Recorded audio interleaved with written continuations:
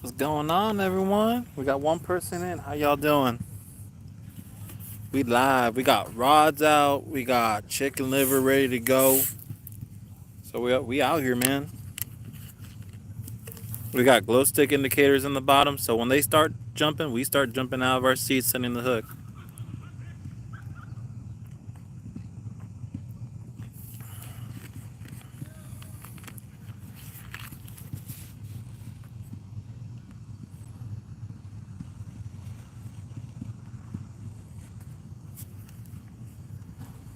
What's happening, y'all? What's going on? I'm probably gonna back up the camera a little bit, get you guys a fuller picture of what's going on.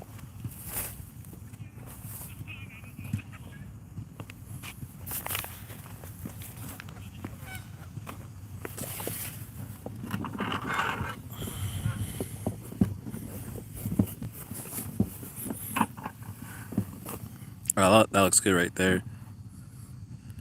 Oh no, brother, you're chilling, man. That's why I thought I was gonna pop in, but then it was like, nah, man. I'd rather just let Burko have his live. I don't want to be in his live and be like, hey guys, I'm going live. And then, I mean, I'm not gonna attract anyone else. I know everyone's over there, but yeah, if you guys want to just stop by and chill, I'm just chilling, man. I'm out here fishing. I don't care who comes in, but I appreciate it, brother.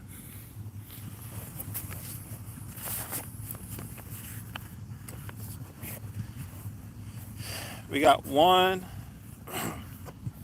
with chicken liver and pantyhose, which is my first time using that, and then one with just a regular chicken liver. See how that does.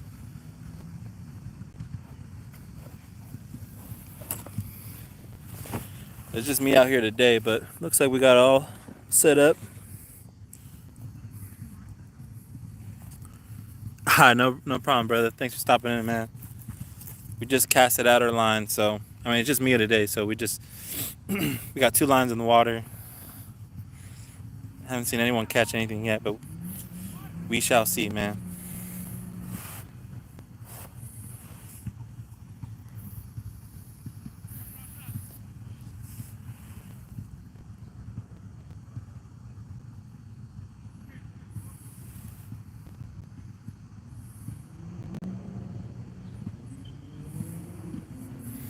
Grab a quick snack. Where my snacks at? That's the most important thing. Where are my snacks?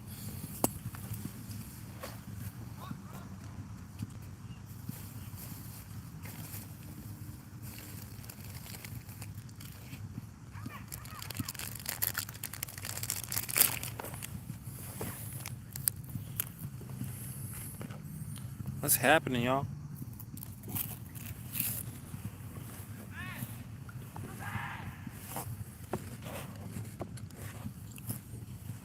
We got some people playing basketball in the background. That's all the noise you hear.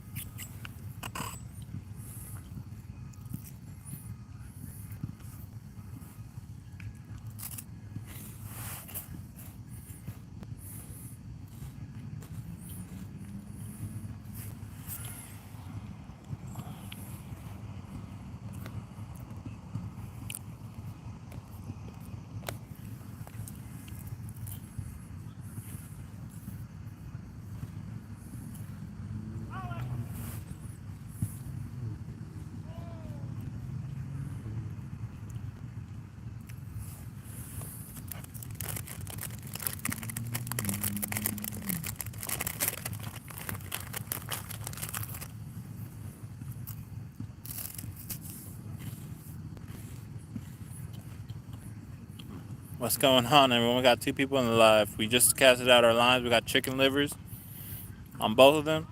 And we're gonna see what we get, man.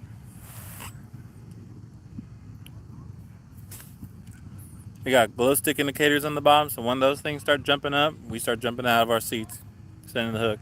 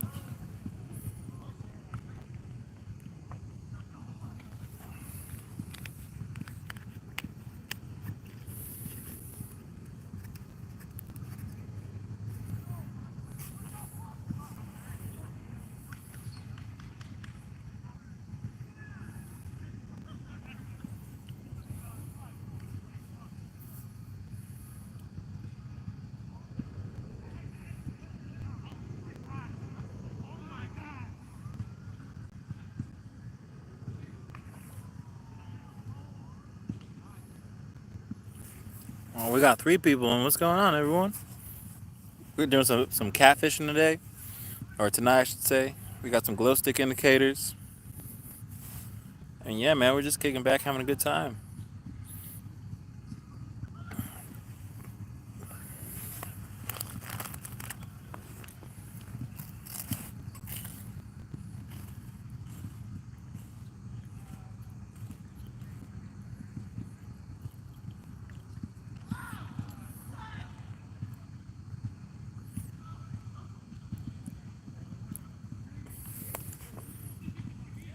Hey, what's going on? How you doing, Cheyenne? I thought I recognized your profile picture. What's up? What's up with the name change? All right, all right. Just trying something new or what?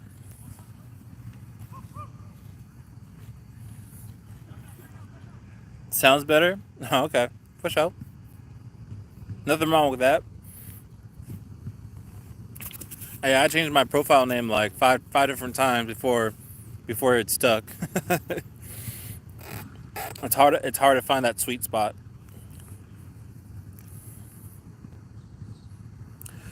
Randall, what's going on, brother? We're doing some catfishing tonight, man. We got chicken liver on both lines. It's been a while since I've been fishing out in the lake. Yesterday we went out with the family. We did some pier fishing. We got some people on some nice mackerel. So tonight it's just me trying to get some view hours. And yeah, brother, we just think it's been. Give me one. Sorry about that, guys. I got a call from the missus. Cindy, what's happening? Thank you guys so much for tuning in, guys. Yeah, right now it's currently I think almost been 11:08. We're gonna let this bait soak out for another 5 minutes, and then we'll do a quick recast, a little bait check.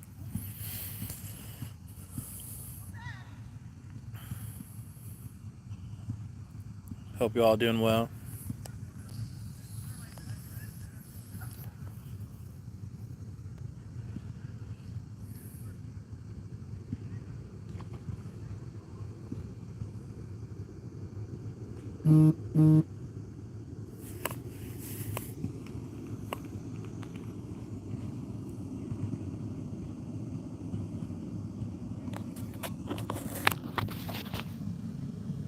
Give me one quick second, guys.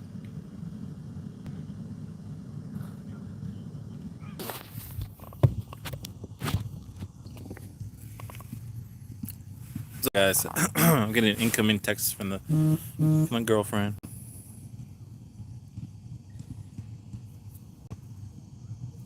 It's 8:10 here. Been up since 3 a.m.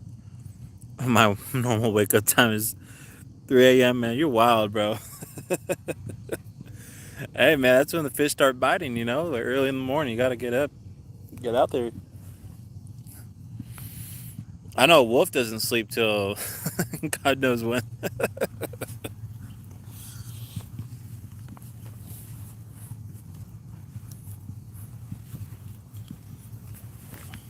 All right, I'm gonna do a quick little recast.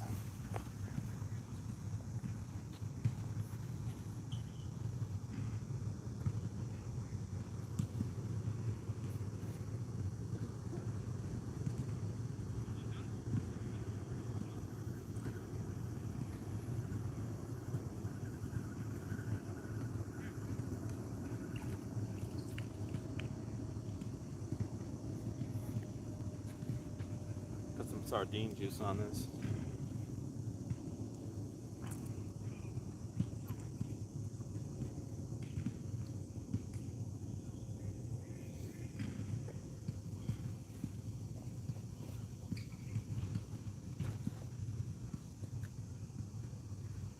Chicken liver and sardine. See that word?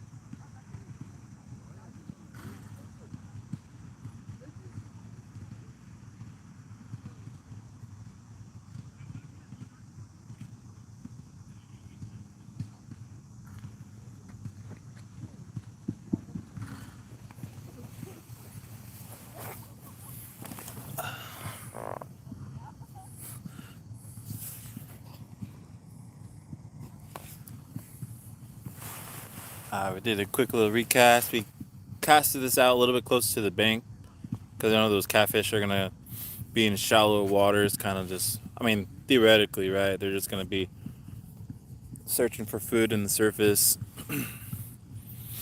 And there's a lot of coverage because there's a bunch of weeds, like foot or two from the bank.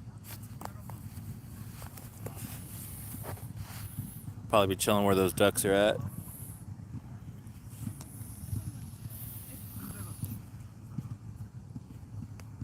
I apologize for all the background noise. We're right behind a basketball court, and they're having a whole ass tournament this late at night.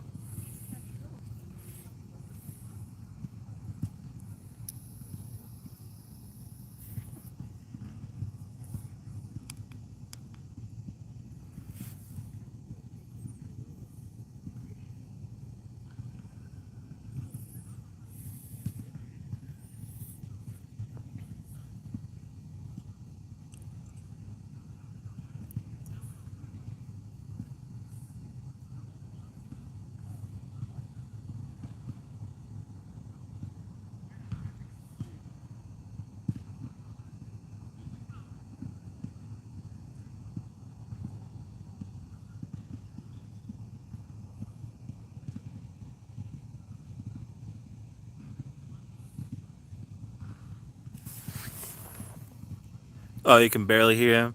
I'm glad to see you live for real. Always a pleasure. Appreciate it, man.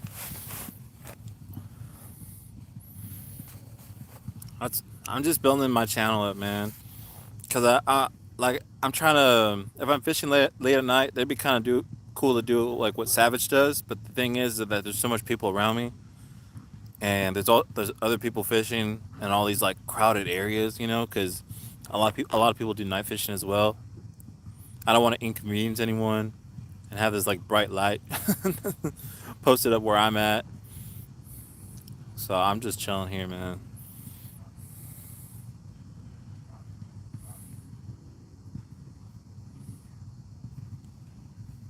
But it's cool. You guys want to chill here? All fine by me, man.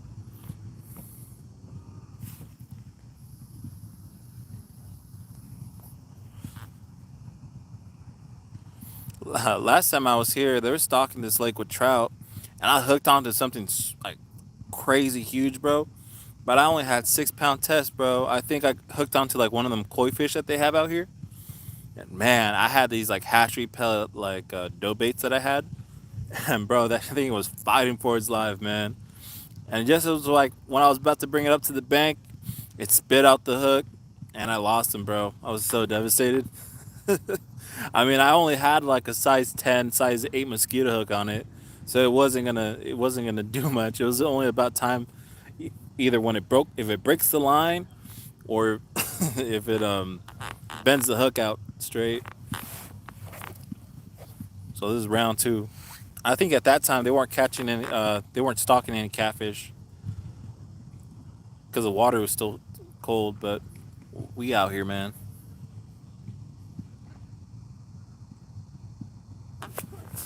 Hey, thanks for standing up for that live the other night. I didn't hear what he said.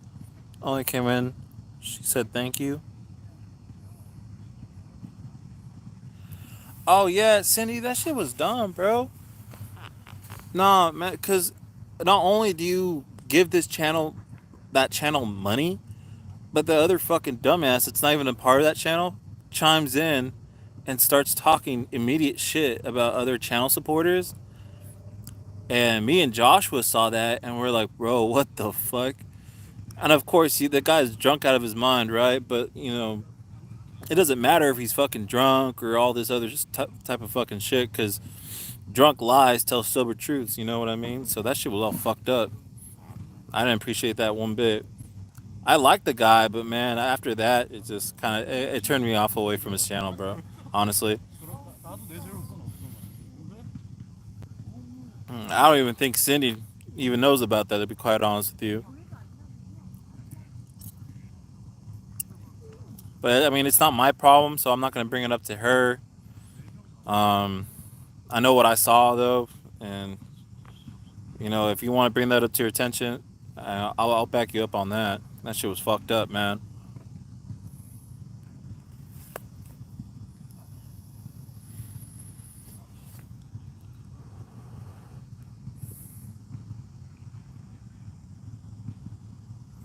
Oh no, Randall, nah, man.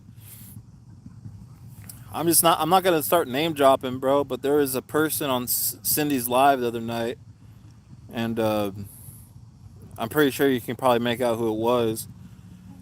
So this Cindy that's in our chat right now goes to Skipjack Cindy's live. She's liking what she's seeing, and she's. I've seen her on there many times. She buys a membership, bro. She buys a membership, and then that little icon that pops in the bottom, it pops up. We're all congratulating her and thanking her for supporting the channel. And this dumbass comes up, all drunk as or fucking high off some shit I don't even know. And him having that personality that he always has, he's like, "Oh, who's that? Who's that ugly motherfucker? Oh, who's that ugly like person?" And it's like, "Oh, Cindy. Oh," and then just starts blabbing up about random shit, bro. After she just purchased the membership to your Skipjack Cindy's live, and we're all having a blast, man. We're just like, all right, yeah, they're all collabing. It's a good time. I was like, what the fuck, bro? Shit was nuts. Yeah.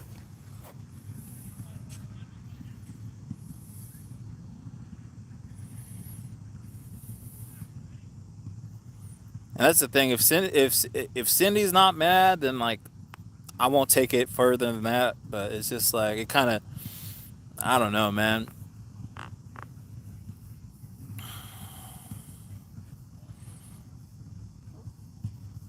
I feel like you don't potentially talk about other people's like mothers, grandmothers, sisters. I don't know, man. I don't like talking shit about women, bro.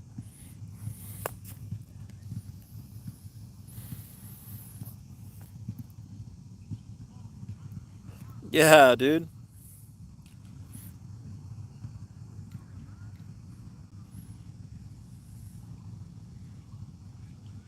And my girlfriend's starting up her channel too, man. Nah, I'd be damned if fucking someone was just starts harassing her or starts calling her shit after she purchases a membership. Man, I'd get fucking fired up, bro.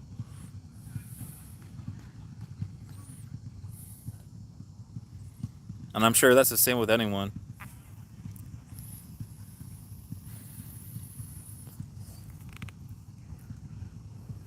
But Cindy needs me to back her up on what I saw, bro. I'm more than happy. Joshua saw that unfold. We talked about it, but I don't even watch his lives anymore, man. I still support Skipjack Cindy because I don't think she was there amongst what was happening, but man, it's all fucked up.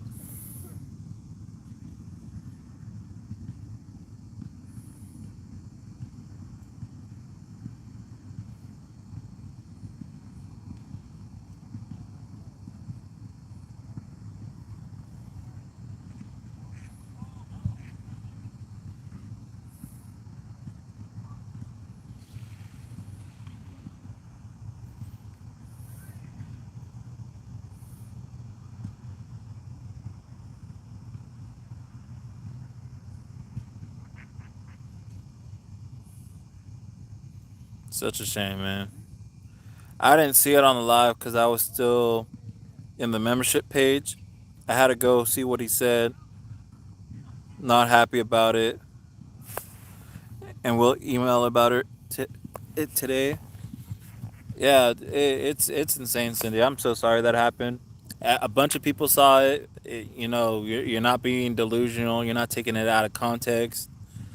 That shit was fucked up, and he was taking over her live too, man. That's the most fucking annoying part about it.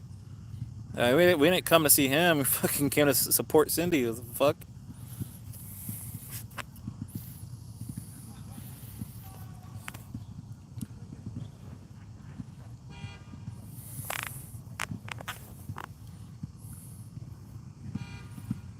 Yeah, man. Honestly, I was just uncomfortable during the entire stream.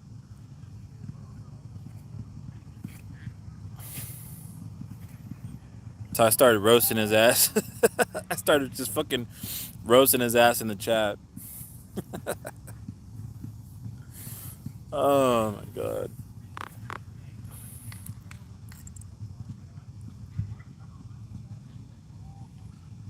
I swear that motherfucker has no fucking gaps in between his teeth because it's fucking filled with like tar and fucking plaque and shit. He motherfucker hasn't brushed his teeth in fucking years. You know that plaque that when it turns into tar like tartar or some shit like that, whatever the fuck it's called, and it like hardens and his fucking whole set looks like his whole set of teeth look like just one fucking set of jumpers. It's fucking disgusting. I could smell his breath through the fucking live.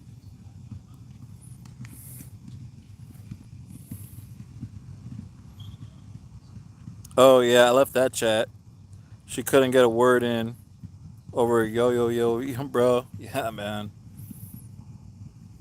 I get it, man. It's just like when I went live with Junior, bro. I let him do his thing, and I didn't go live until 2 hours in, bro, because I wanted him to get the views and whatnot.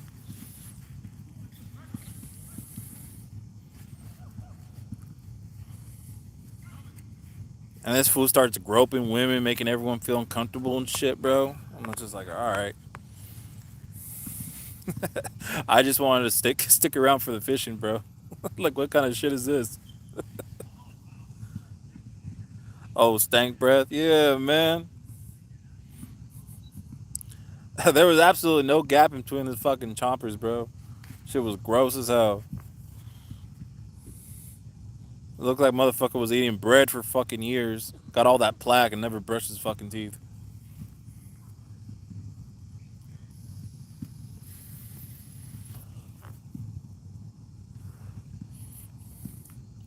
Colgate never gonna sponsor his fucking ass. I'll tell you that.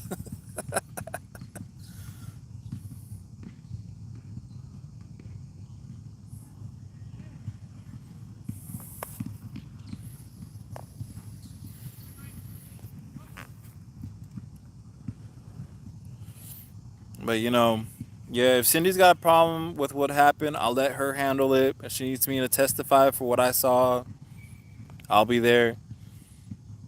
I'll still watch Skipjack Cindy because I know she didn't say that. But hopefully she talks to someone about it and whatnot. But I think it'd be kind of difficult because she has good ties with him, and then he's tied to relationship wise, I think, to another like reoccurring member that's been on her like panels and stuff like that. So just solely with the conflict of interest, like I don't know. I thought that was fake teeth. If it was fake, man, put some hydrogen peroxide on that bitch. Bleach them motherfuckers.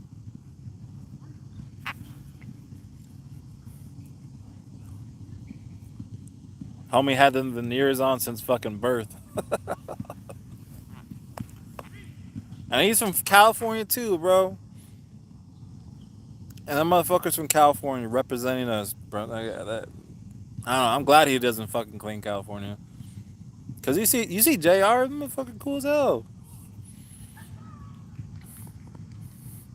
I told Jr. too. I was going catfishing, but I didn't tell him I was going live. I didn't want to drag everyone else out of his live, and I didn't go into Burko's live telling everyone, "Hey, I'm going live." I'm just out here, man. I'm enjoying just fishing. If I catch nothing, then fucking so be it. If God wants me to catch a fish, then all right, we'll fucking reel that bitch in.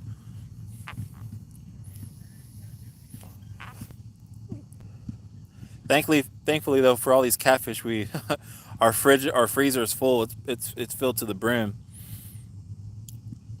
So we'll just be doing a nice catch and release. I went I went to see catfish and hear Travis get excited and woo, and dude stole the show and ended up being a goof. Yeah, man. I don't know what his girl. I think they're dating. There's been a lot of smooching, grabbing, groping for them to just be like, yeah, we're parting ways after this.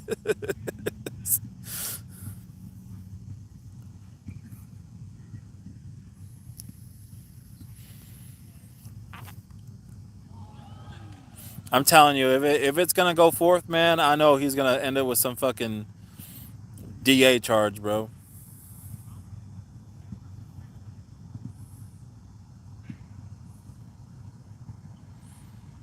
Take me to church, brother. Hey, what's going on, Jr? What's happening, brother? I was telling Randall, man. I told you I was going catfishing, but I didn't tell you I was going live. I didn't want to. I didn't want to pull a what do you call it? That thing you said that was ticking you off when another channel member did it to you. So I'm just posted up here, bro.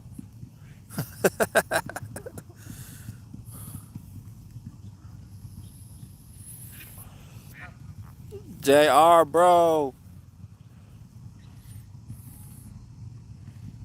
Are you on another device right now? Or are you still running your live stream?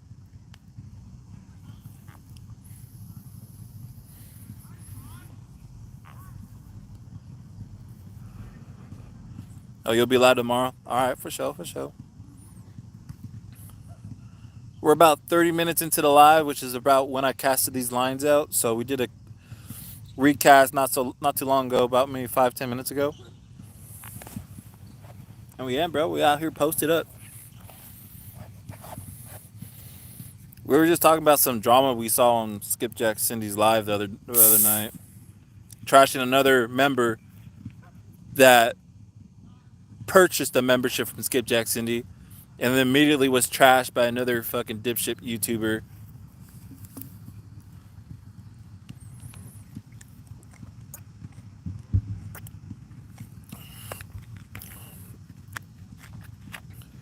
I do like that hour and a half live every night now. That's cool, bro. Yeah, man.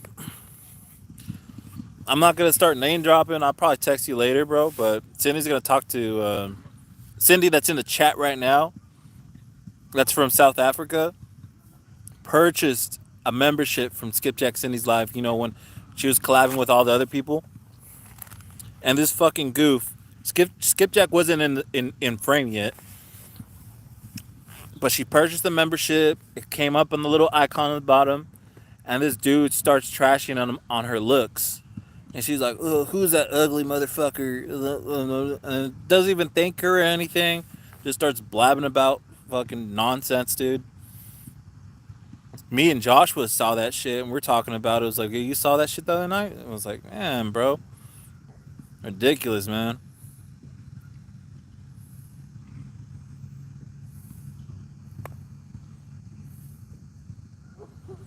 Nah, bro, keep doing your lives, man. What the fuck are you talking about? The fuck? You're chilling, Randall. It's cool. It's cool, bro. Well, if you're gonna stop your lives from now, man, just like Turner was telling me, bro, it's just like anything can be content if you film it right, man. So shit, you mowing the lawn? Fuck it, just go live, mowing the lawn, bro.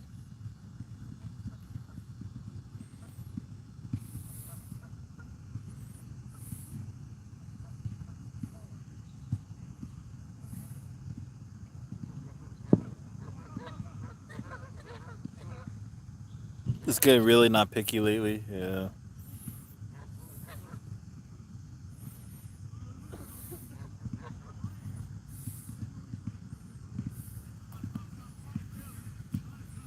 That's what I like about Randall's life. That's like my biggest weakness because I'm not really that great on storytelling, and that's something that I want to improve on because I feel like all these other channels that thrive, even when there's dead periods, they just whip out a random story that could relate to nothing, but then they start the topic going on and stuff like that, and it's just more fluid.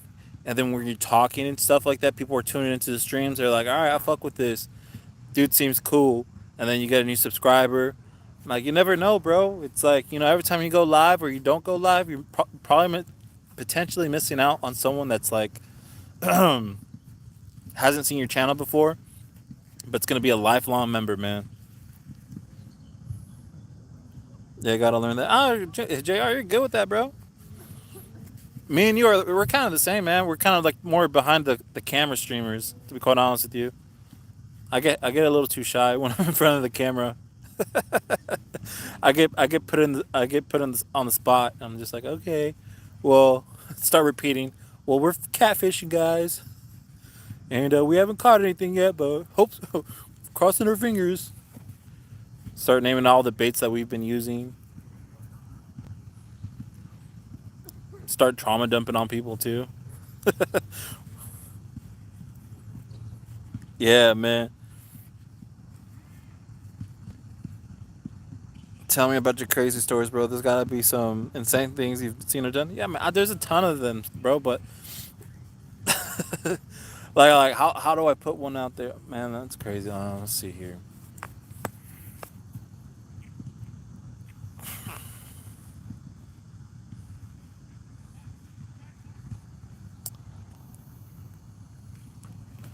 See, I got put on the spot, and I can't whip anything out, man.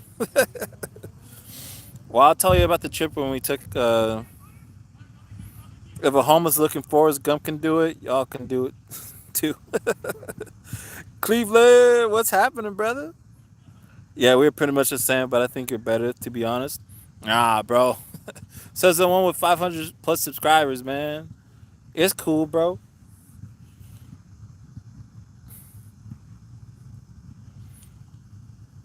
We just out here because we love fishing, man. If people want to join in and stay along for the ride, it's cool, bro. 1.2K. That's what I'm telling you, man. And Randall started off with like low hundreds, bro, and that dude immediately shot up. Like I blinked and homie was at 1,000 subs. I was like, what the fuck? Within a month, bro. Within a fucking month, and I was like, holy shit, that was insane.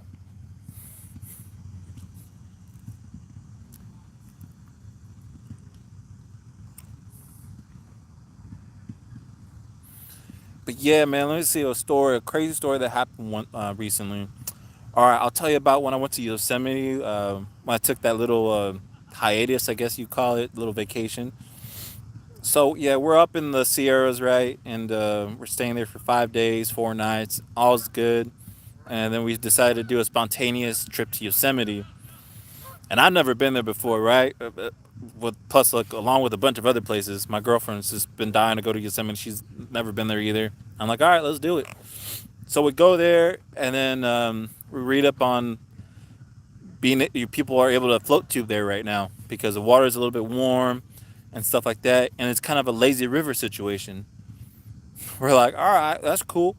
So we purchased some like cheap floaties for the girls, and me being a big, big hunking motherfucker, I was like, you know what? I'm pretty sure they sell them over there, bro. So I was like, you know what? Yeah, I'll probably just buy my float tube at Yosemite, right? There's so many shops that I'm reading up, like they gotta have something, right? So we pull up there. There's none whatsoever, and this stretch of river is like long as hell, man. So we're like, oh shit, okay.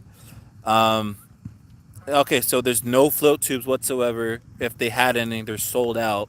So I'm like thinking to myself, it's like, all right, well the girls got the my girl got her float tube. The kiddo has one. I could fucking swim this bitch, right? It's a lazy river. I could swim a lazy river. Like, come on now. But what I hadn't calculated is that there is a lot of fresh snow melt going through still, right? And so the lazy river, is not so lazy, and it's like just rushing current, right? But we already paid the $30, $35 entrance fee to the park. Like we're gonna get in this fucking river whether we like it or not, right? But I start psyching myself out. I'm like, man, this is the day I'm gonna fucking die, because my dumbass didn't buy a float tube.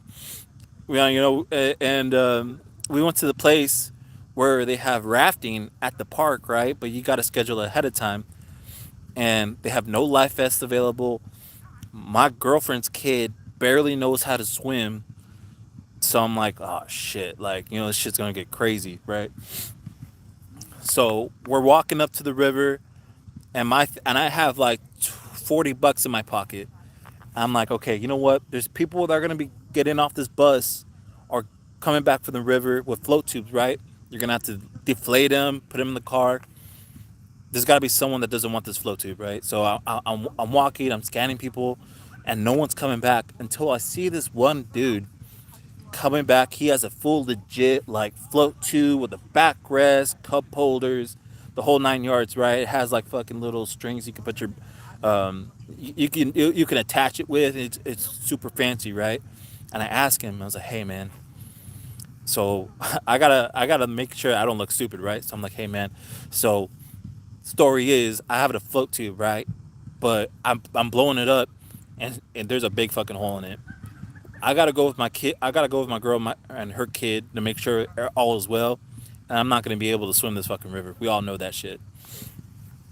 So he was like, "Oh, it was like I got $40 in my pocket. I could buy it off you right now." He was like, "No, no, it's all good, bro. Here you go for free." It's like it's gonna be more of a pain in the ass for me to deflate this shit, for me not to use it again, than to give it to someone else that needs it. I was like, "Thank you so much, bro." So yeah, there I am, fucking just trotting along to the river with my family, ready to hit this not so lazy river. And we get there, the kid jumps into the river without any of us knowing and gets sent down the current, bro. She finally hits like it's a small little like current like in the bank, but as soon as she gets to the middle, she shoots off, bro. And then I'm panicking, right? Because this girl doesn't know how to swim. She gets thrown overboard. She's done for, right? So I get on my little fucking float tube, and I'm out like racing towards her, bro. And I finally catch up to her with like a quarter mile down the stream. I'm like, for like, just stay in the tube. You'll be fine. Everything's gonna be cool. I'm like fucking doing Olympic sized fucking strokes to reach this like kid, because I know if she goes down, it's on my ass, right? And then whole trip's ruined. Fucking, the kid's gone, right?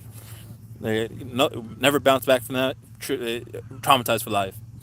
I finally catch up to her, man, and she's bawling her eyes out. And I was like, "Why'd you jump in the river already, man? We're not ready to do this." And me thinking ahead of time, I had like this little lanyard that I made from like this emergency car kit, which is basically like nylon rope. So so I strapped all of our tubes together, and now we're simultaneously like flowing down this river. And man, I tell you, dude, that's like one of the scariest moments, right? 'Cause seeing a little kid, a helpless kid that doesn't know how to swim, get sent through this raging fucking river. But yeah, man, that's one of the crazier stories that just happened recently.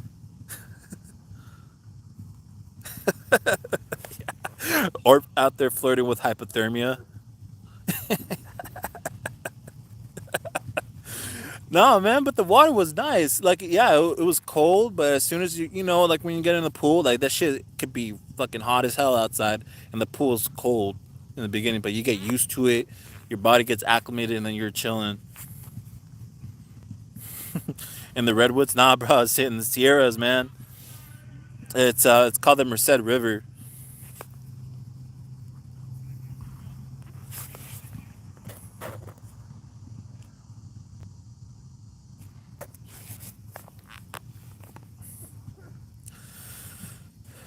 Yeah, but after then, bro, we were just kicking back. They told us that there would be like and blue buoys, and then that's when we know that we're able to like just chill, exit the river, and we'll be good to go, and then we can take a trolley back all the way back to our parking lot. But man, it was so risky, bro. I think we only made it like three-quarters of the way of the full length, and I was just so exhausted because my girlfriend and the kid are just chilling. Right, I'm in the middle. I'm having to do like these huge ass backstrokes to dodge all these like branches and fallen trees and shit, and bridges were going under, missing pylons and shit, man. I was just like, man, I'm exhausted. I don't know if I can chase her down the river if she gets loose from us again. Ah, man, but it was a great time, man. Like, there were slow parts in the river where you can get these amazing views of El Capitan, where there's like the fucking nearly 90-degree fucking wall that these crazy ass climbers be scaling up and shit. And yeah, it was just scenic, man. It was an awesome time. Yeah, bro. Yeah, 100%. But now we know if we're gonna go there next time, life jackets for everyone. Schedule that shit up ahead of time, and uh, and yeah, never, never again, bro.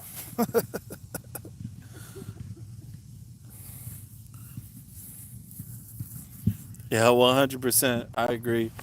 Let's do a quick little recast on these guys.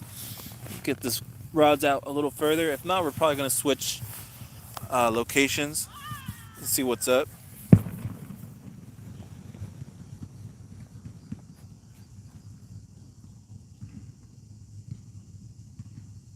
It is a little colder out tonight.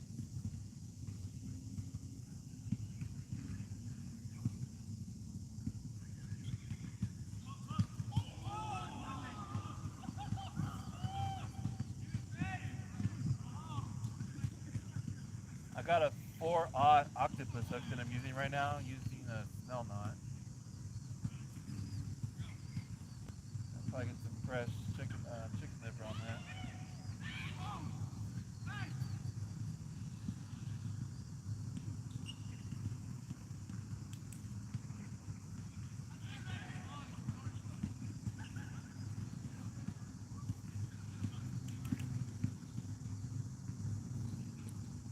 Get some fresh chicken liver on that.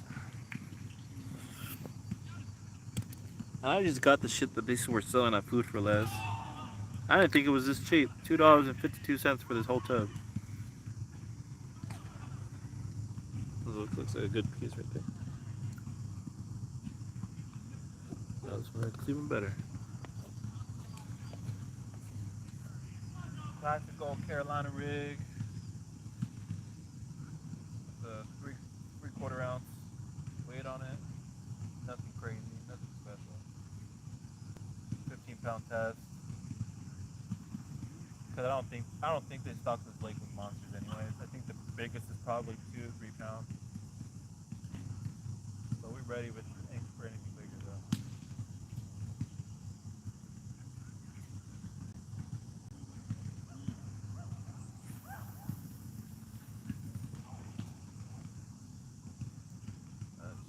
Chicken liver got us, so we're going pantyhose route.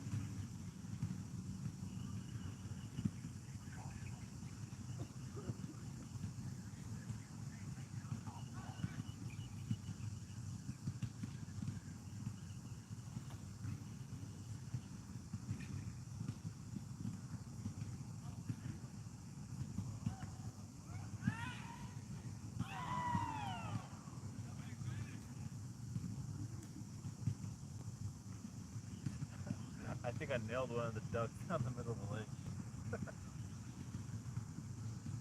Fucking asshole.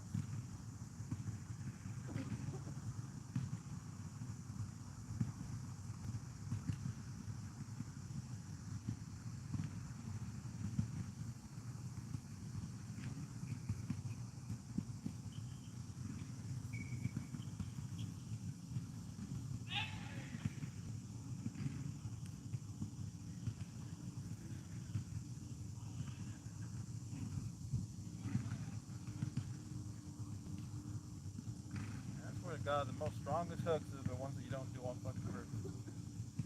Fucking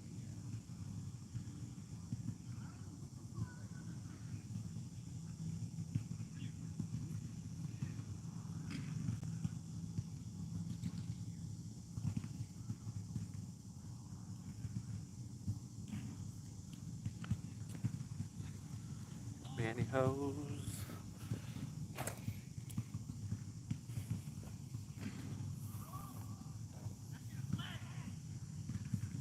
I'm not really sure how much pantyhose we should be using, but yeah, not judge.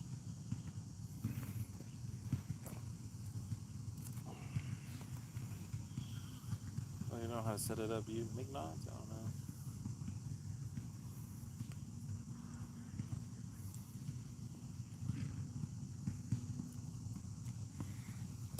Okay, flip it in. Get some chicky liver.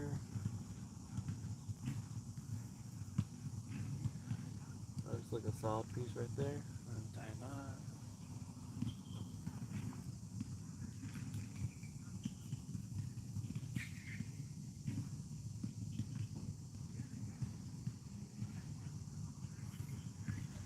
for the chicken liver and the pantyhose, do you guys like cinch it down as tight as you can, or I'm not sure if you guys can see that. I know it looks like a fucking ball sack right now, but do you guys cinch it down as tight as you can? Because this is my first time using this kind of method, because it sticks on the hook better.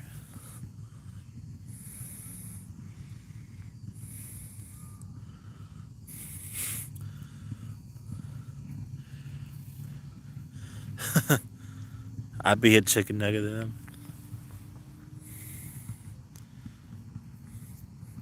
I need the catfish experts to chime in.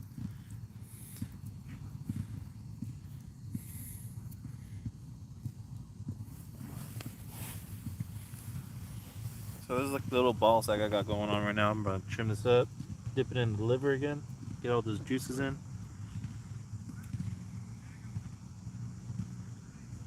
But this is what I got going right now. That's nice and juicy. Good.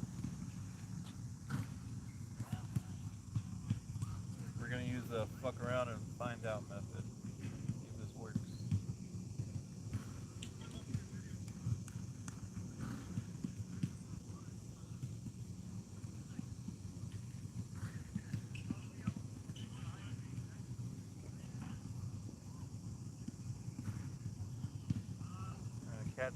Cast this fish all the way to the yard, guys.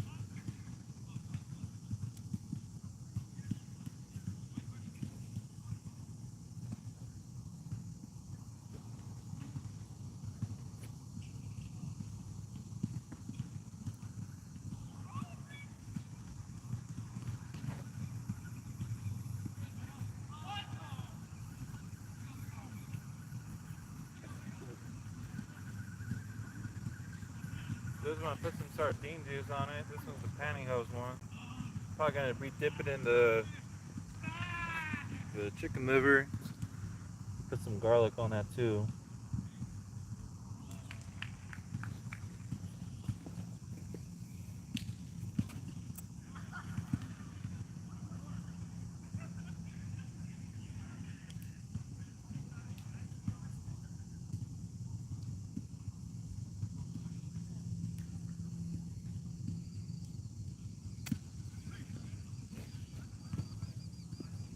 I'll cast this bitch out there too.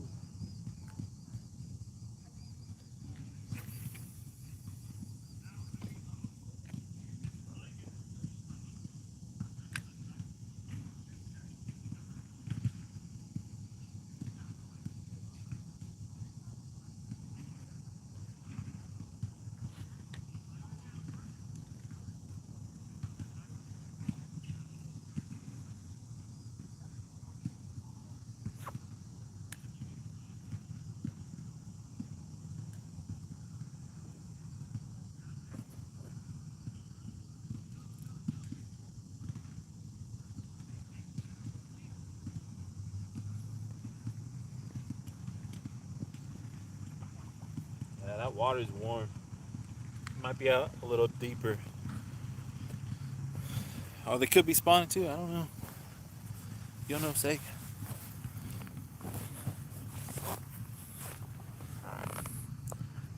Oh no, brother. No, I haven't caught anything yet. I've been just using fresh mackerel and worms.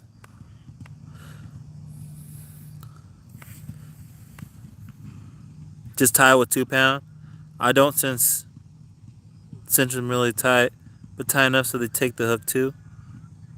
It looked like a sack for real. I'm telling you, bro.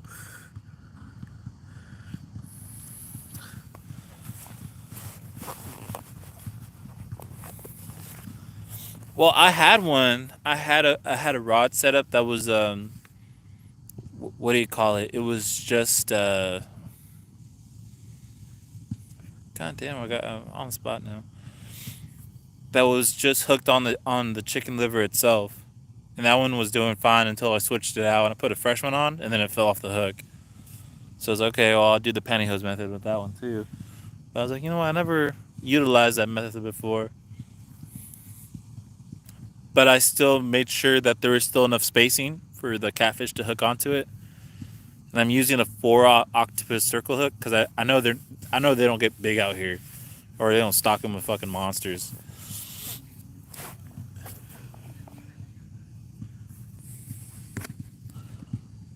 That's why I don't go fishing here. I found a private pond safe to fish at, but they fully booked all the time.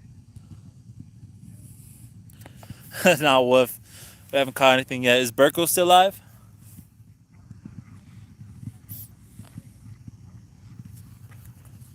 Let's see what kind of percentage we got going on right now. 74%. Nice.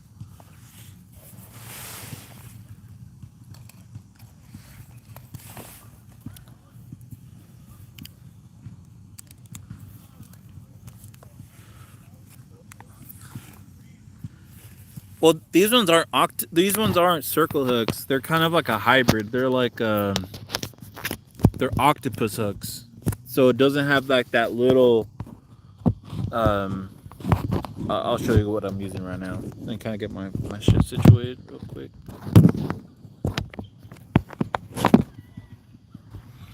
Cause I know circle hooks, you gotta use the right knot with them, and you gotta use a snell knot.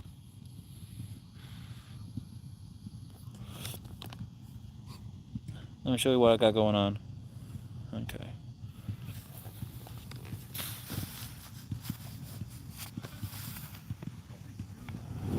Let me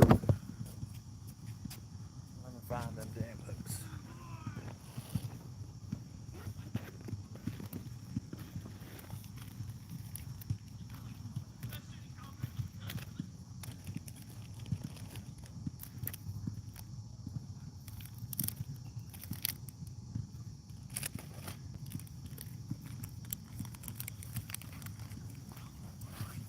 Oh shit, my shit's all fucked up.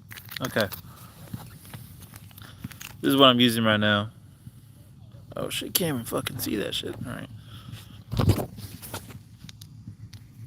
Man, this light's too bright. I'm telling you, bro.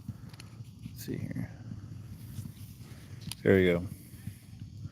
Octopus, Gamakatsu, 4-aught. Take one out of the packaging for you guys.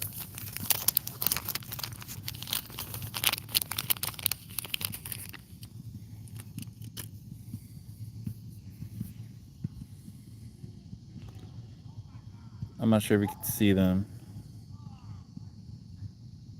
But see that the tip is just bent in a little bit.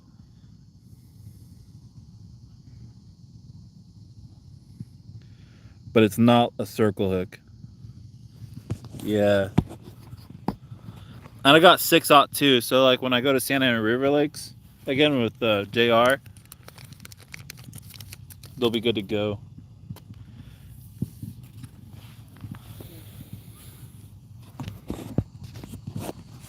Oh, the ocean circle.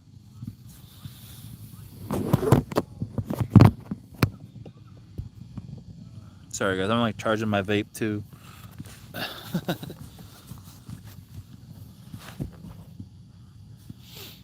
that's the only thing about like catfishing. I didn't know that they use those big of a hooks until I caught a catfish. I was like, I got reminded that they have huge fucking mouths. And they're able to swallow pretty much anything.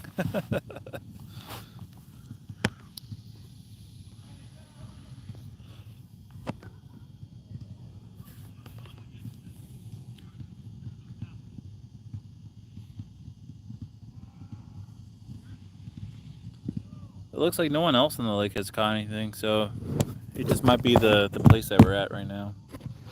I don't know. I like to think we're still at a fishable spot.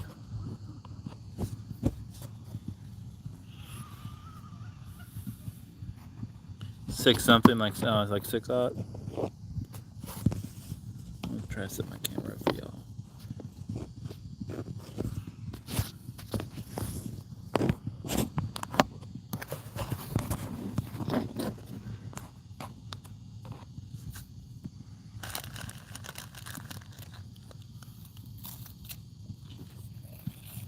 It's getting cold out here, but not cold, but like fresh.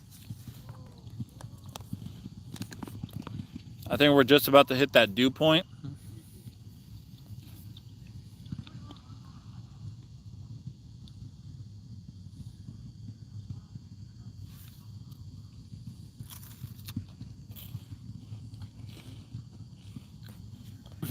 Yeah, bro, I bought this net from while I was up in the Sierras. It's really nice. It's an aluminum frame. I attach rope on this just in case we got a stingray while we're out fishing in the pier. I can just throw the net down. It's tied up to here and it has a bunch of half hitch knots and has some duct tape here, so it's not going to go anywhere. Throw this off the pier, you can land up. A stingray won't break your line or anything. But yeah, it's real nice. By the Ranger brand. Landing nets. It's about, I don't know, about 2 feet wide, I'd say. Measure that with my shoe. Yeah, about 2 feet, 1.5 feet maybe. So it's nice. Yeah, we're catching those 4-pound trout out there, and my little foldable portable one was almost losing them. So I was like, you know what? I'm gonna upgrade my net, and that one only ran me about $30-$40, so it was nice. Tackle shop didn't run my. The tackle shop that they have up there wasn't burning my wallet or anything, so it was nice. No, it doesn't collapse, bro, but it's like super light. So every time I go fishing, I can have the kid like carry it, and no problem.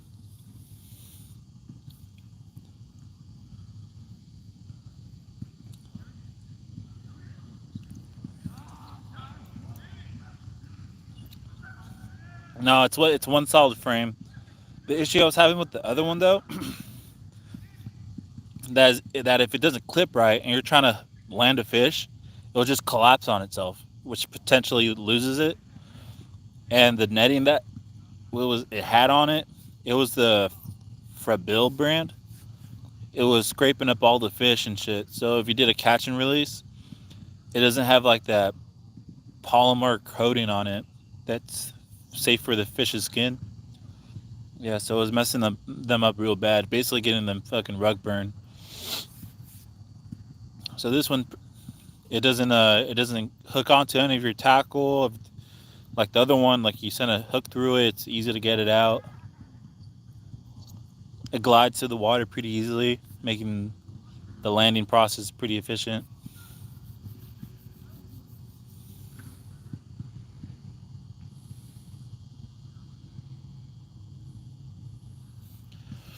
Yeah, that's the only thing with these nets though. Like if you want a really good net, the collapsible ones are nice, but I mean, the more moving parts it has, the more tendency it has to fail on you. If you're exposing it to salt water and then fresh water, and you leave it up in your garage for God knows when in the sun, it's just deteriorating all that plastic. So when push comes to shove and you're in the midst of the action, you want something to last you.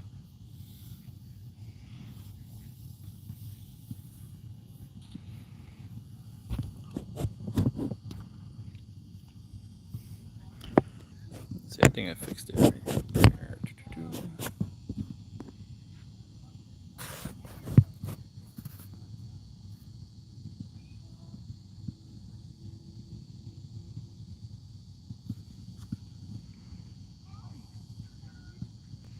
I used to always have a collapsible net, but I haven't had any net for like 3 years.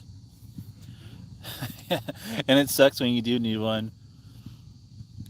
And on our last day, we were headed back We were headed back home, but we hit up Rock Creek Resort, which is like this little area that had like it had a small marina. They had like little tiny skiff boats you can rent out. So we did that, and we had all of our gear except for this brand new net that we had just purchased. And my girlfriend got onto a nice fish, and sure enough, we didn't have the net. She lost it, and I didn't, and I didn't hear the end of it.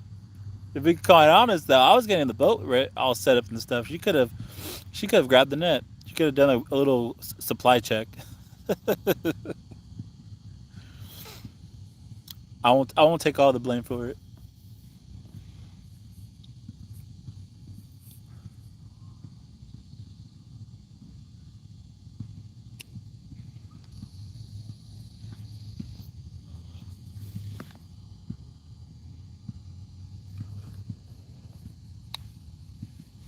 Man, where are these fish at, man? I'm gonna have to start switching to my mosquito hooks and going for them fucking bluegill.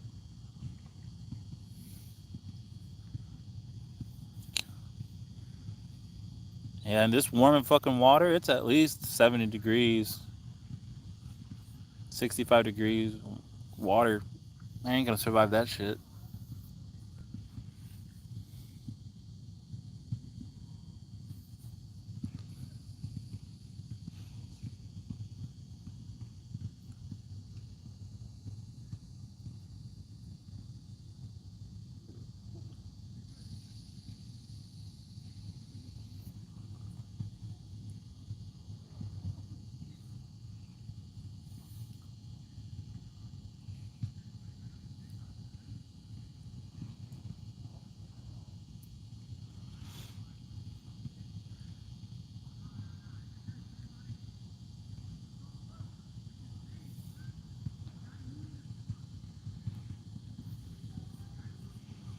But yeah, bro, I'm ready to head up to Santa Ana River Lakes again, man.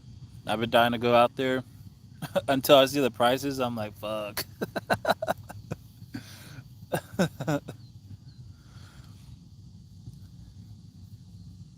It'd be cool to be there all day, but I know my ass is probably gonna be overheating. We don't have that canopy that you guys have, so we're just gonna be dying in that dry ass fucking heat.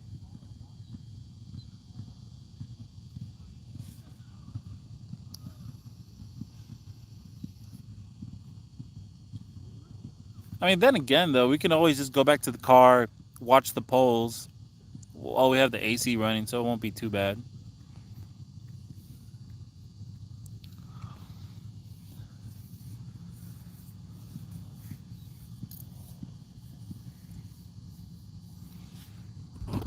I guess in the meantime, though, I'll show you what we got going on, what kind of setups we got going.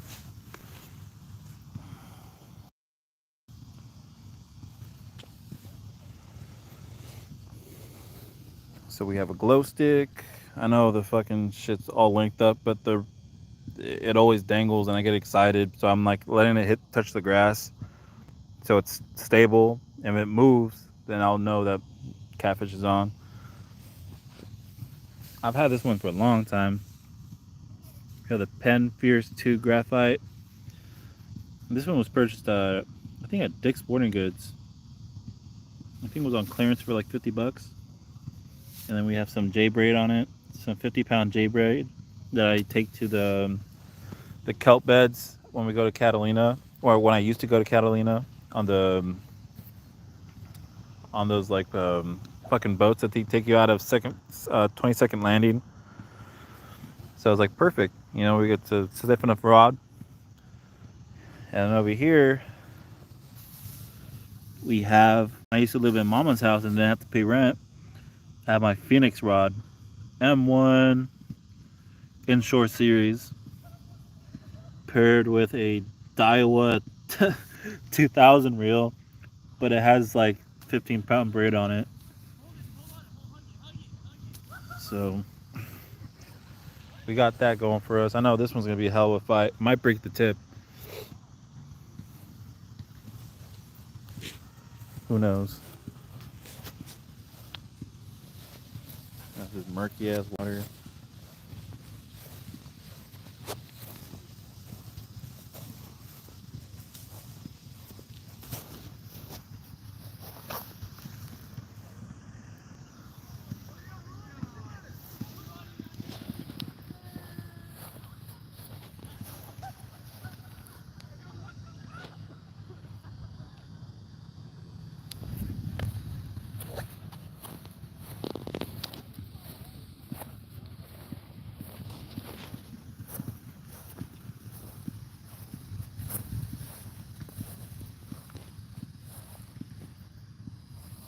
little shallow over here.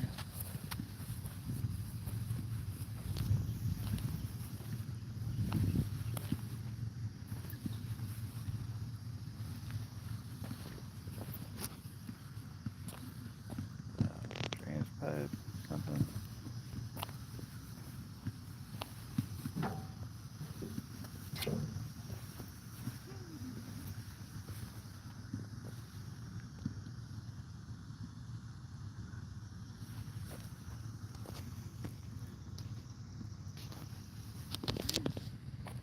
Did my chat freeze up, or you guys not talking?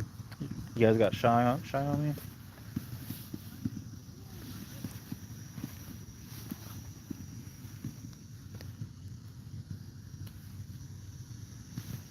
I'm not seeing any life in the water right now. What am I doing wrong?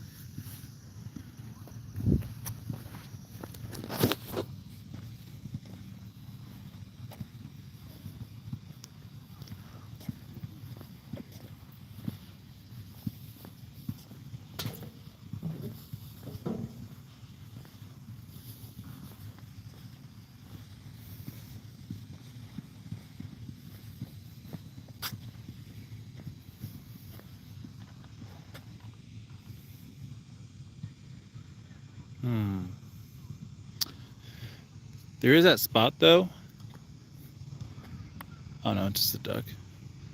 There is a spot though where the water comes in, but there's a dude over there.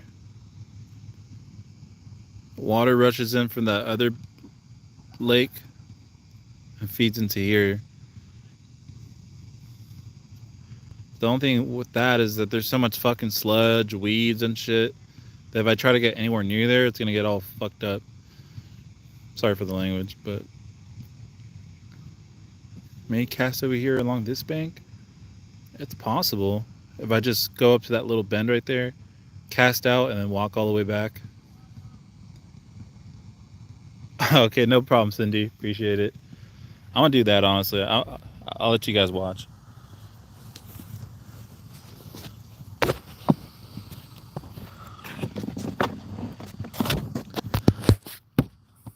I'll keep the lights on for you guys so you guys don't get scared.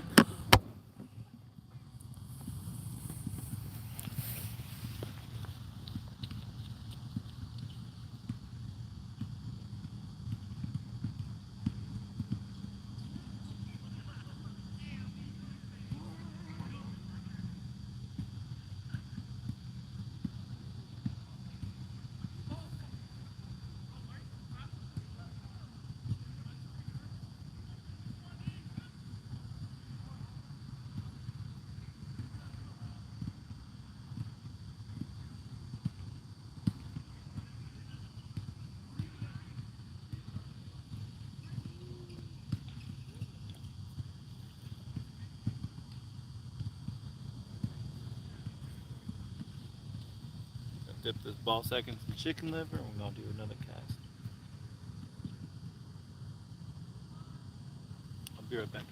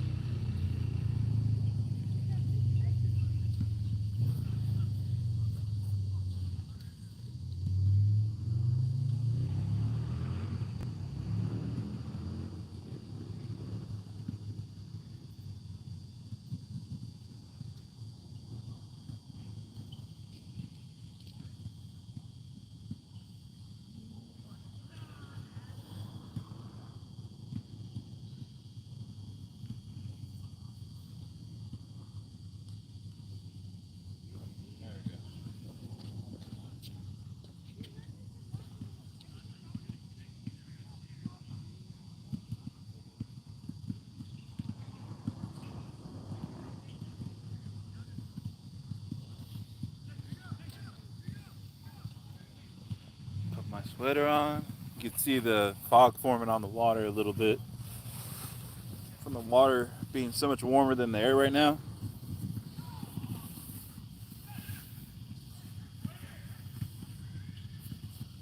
Yeah, the sweater feels a little wet anyways too.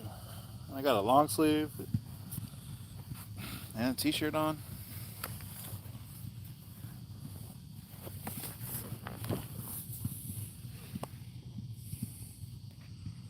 Oh, no worries, brother. You're good. Oh, you're good, brother. You good, Randall? I just did a cast way over there on the other side. On the other side of the bank over there. Kind of see what's up. There's like a little channel where they could be migrating through. I don't know. It's kind of a small lake, but it's not. There's a lot of bends where these catfish can accumulate at.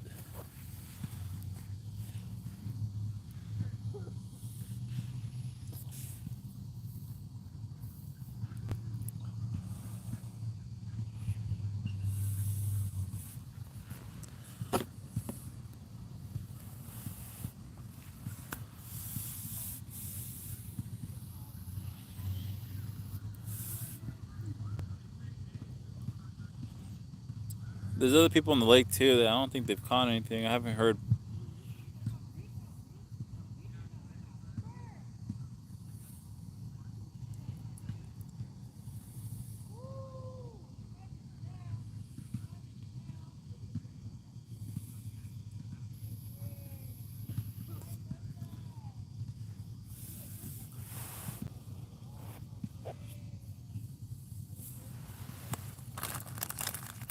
I'm just here eating my little wafer cookies. Minding my business.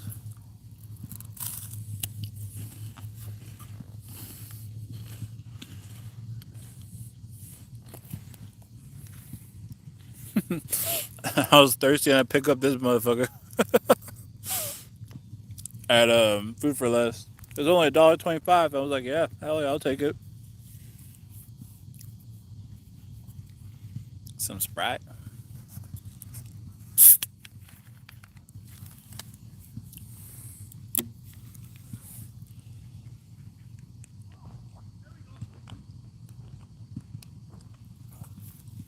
This live was sponsored by Kroger.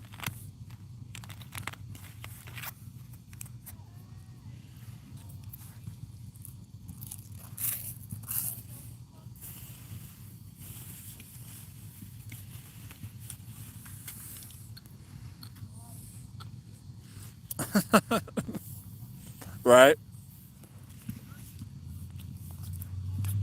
$1.25, man. Hard to come by nowadays.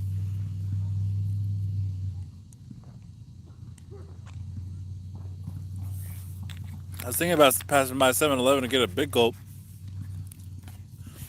until I was on the search for some pantyhose and some chicken livers. And I came across this fucking thing. I was like, all right, I'll take it. I'll take the Big K lemon lime soda for $1.25 and some dollar wafer cookies. Ain't no problem.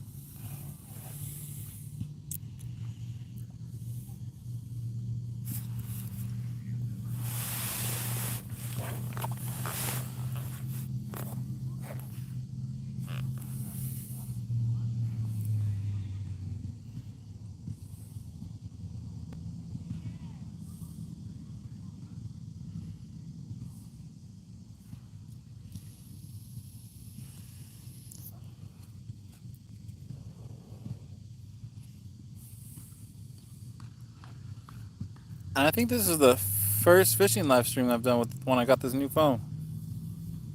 I got the T-Mobile, was able to hook it up because I switched from Metro PCS to T-Mobile. And I guess when you bring over that number, they hook you up with the free Samsung Galaxy S25. So I was like, hell yeah, bro! Like first, I fixed my phone because my dumbass dropped that piece of shit on the lake on the first day.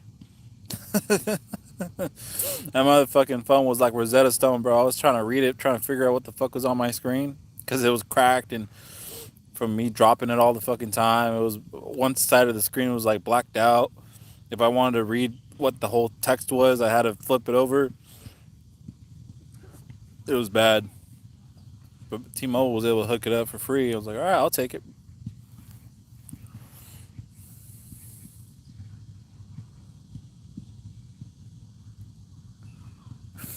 Which flavors, chat? We know you love wafers too. Man, I'm rolling with the chocolate hazelnut, bro. Chocolate hazelnut wafers.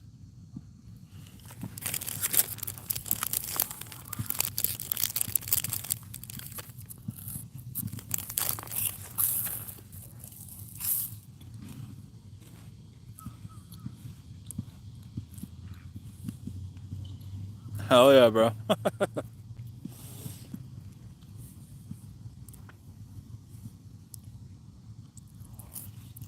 We got the snacks on deck. No honey bun tonight.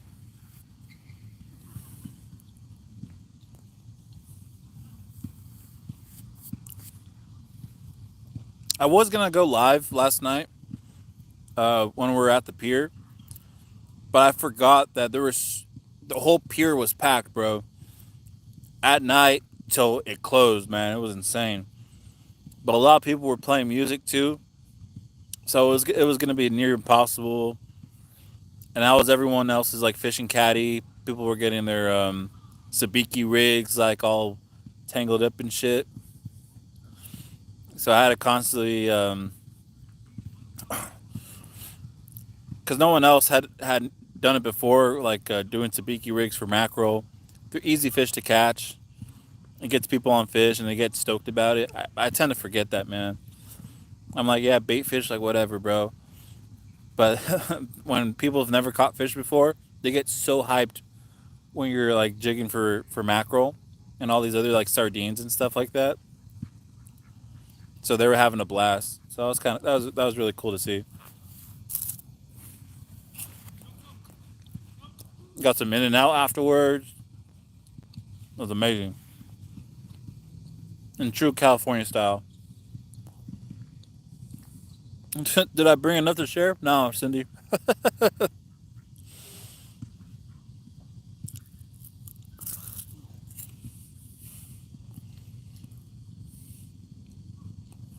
It's BYOS. Bring your own snacks.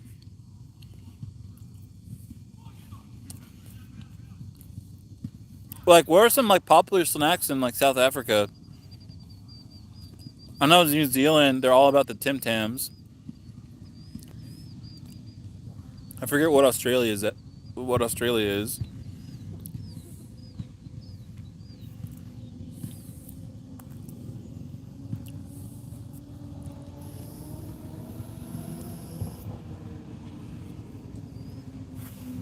Let's see what kind of percentage we got on our phone right now.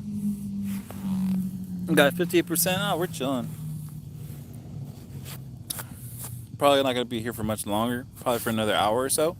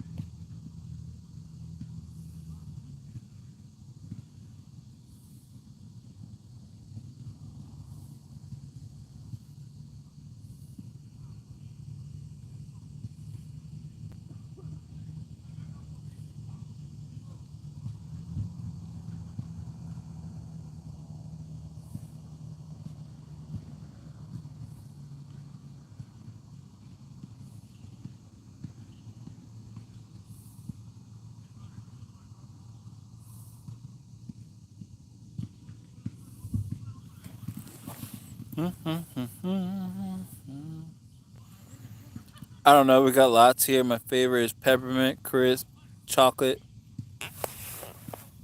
and Oreos.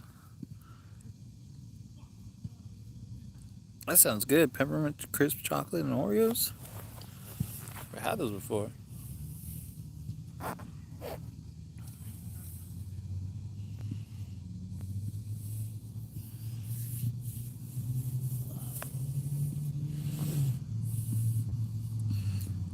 Were you able to try those like new Selena Gomez Oreo cookies? If you guys have them, if you guys have them over there, the Post Malone ones are really good, but the Selena Gomez ones they have like cinnamon in them, so it's kind of like a horchata flavor. And if you don't know what that is, it's like agua frescas that they make, and it's basically kind of like a rice cinnamon drink. It's like sweetened up, and it's so good. Kind of reminded me of that because it was like a creamy cinnamon. Definitely a fan. If you don't know, I had that sample at Costco the other day. I was killing it with those samples too, and I got lucky because sometimes they're all like wiped out and they're like in the midst of cooking the next batch of samples. But I was all rapid fire, snatching them up.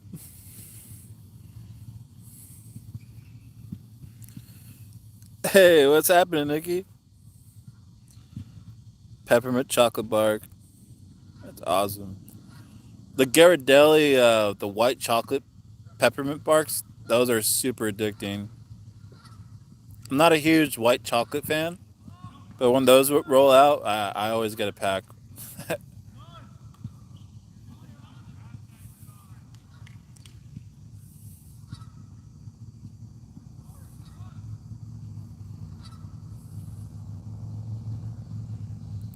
Hope all is well, Nikki.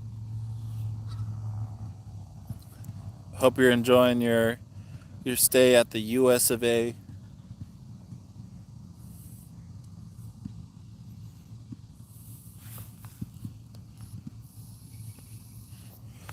But I don't know, when you're staying with Randall, you can never go wrong. You're gonna have the time of your life.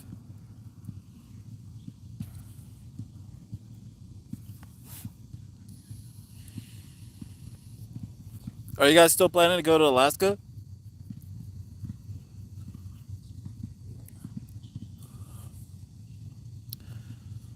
I'm a huge fan of white chocolate when it's got something in it. Yeah, exactly. Mary, what's happening? Okay, guys, we had this problem before. Apparently, I didn't acknowledge Mary in my one of my last lives. So if you guys can please acknowledge Mary's presence, I'm acknowledging it. Mary, welcome to the chat. I appreciate you coming in. Eventually,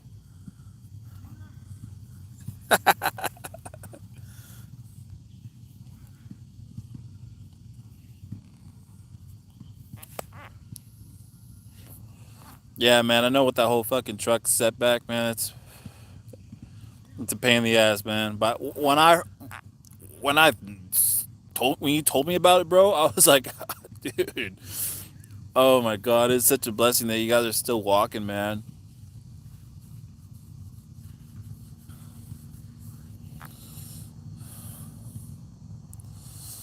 Or at least like walked out with like a severe disability that kind of like disabled you for life and shit, man. Cause that's what happens. It's fucking insane. Whatever decision was made that night was probably the best one, right? Because it had the best outcome, which is your guys' life, the fucking dog's life, and the fucking armored SUV you guys fucking hit.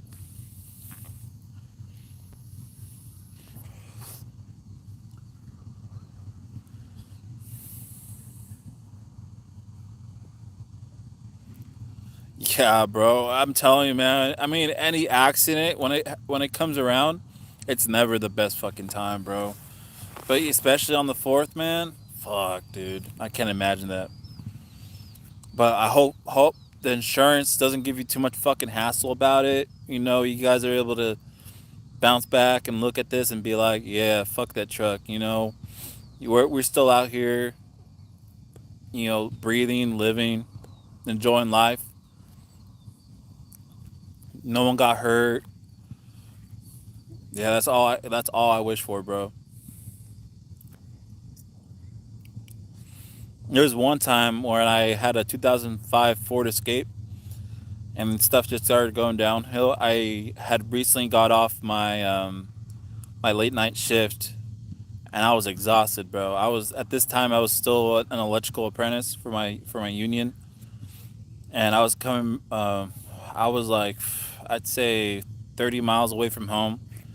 So I'm not sure if you. So Six Flags, we have it down here in California. It's a ways away, and I was currently living in Huntington Beach. So it's basically from the tippy top of Los Angeles all the way down to like Orange County. 35-mile drive. Donut in hand, exhausted as fuck, coffee in the cup holder. And I was watching some like YouTube videos on my phone just to stay awake, you know what I mean? On the freeway change from the 405 to the 710. Or I think I was living in Long Beach at the time, yeah, because I was taking the 710. Yeah, at that point I was living in Long Beach. Still a far ass fucking drive. A coyote runs in front of my fucking car, bro. A coyote runs out in front of my car. I look up because I'm drinking my coffee right and not expecting a fucking coyote. I swerve out of the fucking way. But then I spun out, bro. I spun out. I fucking hit a small ass little tree. Out of all the big fucking trees over there, I hit the smallest fucking one to break speed. I'm still going 70 miles an hour, right? And thankfully, bro, my car got fucked up. Started having coolant issues, radiator problems, electrical issues. God knows where the fuck coolant was flying out of. Um, I fixed it enough to get back home. I didn't have money to call a tow truck, and called out of work and fixed it the next day. Man, but I tell you, bro, that's like one of the scariest experiences of my life. When you're going that fast and shit just fucking runs out in front of you, and your natural instinct is to fucking swerve because you don't know if it's a person, a fucking dog, whatever the fuck it is. Man, yeah, life flashed before my eyes that day, man.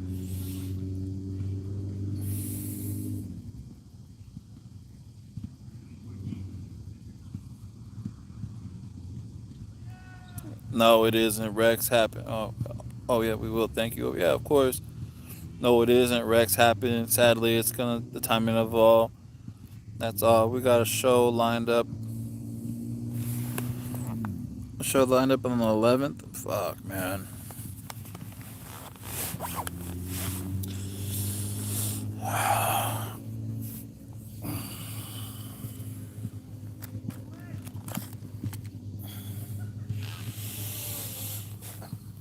God challenges us every day, man. Fuck.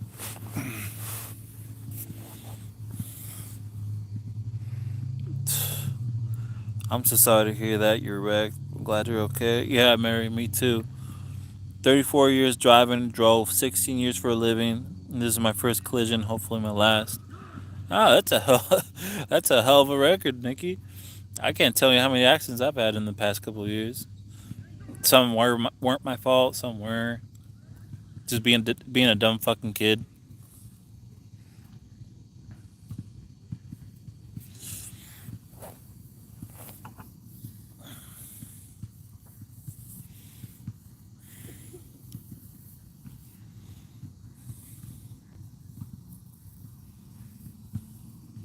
I'm hoping they'll get us the rental beforehand. I'm glad you were okay as well. Or that's scary when stuff goes down. Yeah, bro. I mean, I was by myself, man. That's a whole different thing. I was by myself. If I fucking just ended it there, it would have been that was it. But it was both of you guys, man, and another car involved too. It could have just fucked up everyone, man. It was a head on.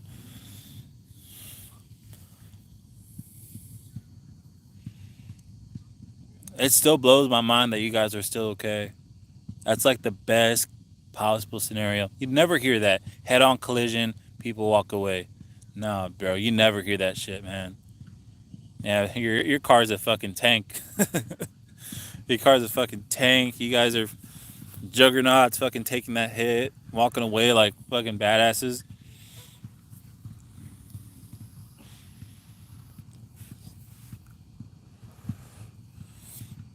I hope your shoulder's feeling alright though. I know you're talking about you had some pain in your collarbone and whatnot, but hopefully that heals up and you know you guys get a car, get a rental, get 100% again, get back on your guys' feet, and go forth.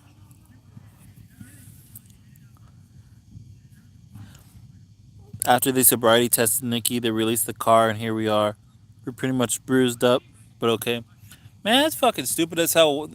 What the fuck? Why would they sobriety test you guys? If there was witnesses that were like, yeah, there's a dog that ran in front of the fucking car.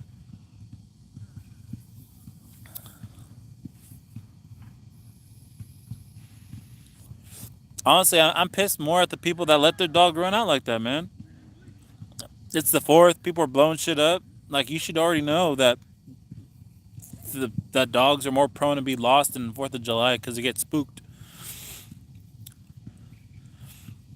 People don't do their due diligence and take care of their dogs, tie them up, or put them in a safe environment where they're not gonna get spooked as easily and whatnot. And there you have it. You have fucking people causing collisions and shit.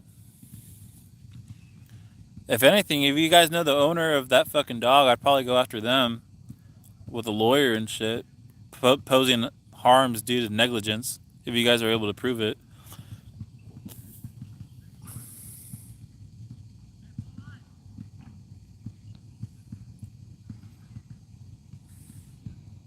Oh, because you were drunk. Hey, hey, you know what? Nikki was driving. You were under the influence, bro. But hey, that's how you do it, man. Designated driver, man. Nikki's a beast. 2:40 a.m. at that, bro. It happened that early, dude. Come on.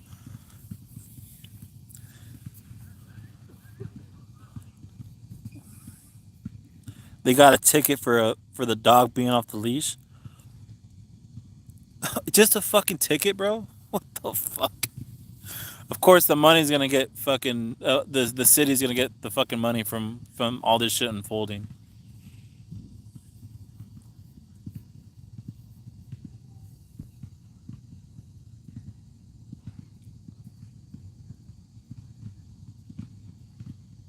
Yeah, hopefully you guys, because I know renting like the insurance was one thing, but my mom, someone rear-ended my mom and had to take it in to get it fixed and shit. It was a pain in the fucking ass. They're like, yeah, we'll have the car done over the weekend, and then Lord and behold, it's like, oh, they didn't have the car by the end of the weekend, and we had to go back to the rental place, talk to the insurance, and being like, yo, you gotta get another rental because the job's still not done, and fucking pain in the ass. I hope that doesn't happen to you guys. I hope it's smooth sailing.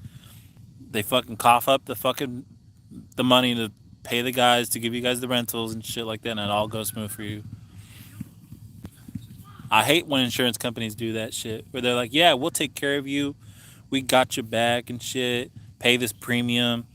If you're not, okay, we still got you. And shit. And when push comes to shove, they're like penny pinching every fucking minor detail when it comes to that.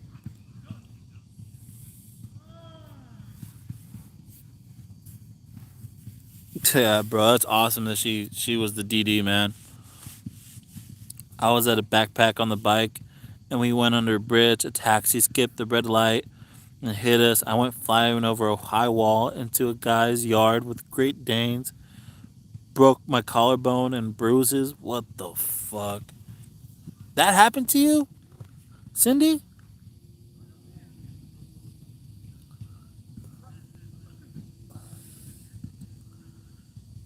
Me too, Nikki. Fishy, fishy, fishy. They're dead. None of them up. None of them are awake. Fuck, Cindy. That is insane. Are you?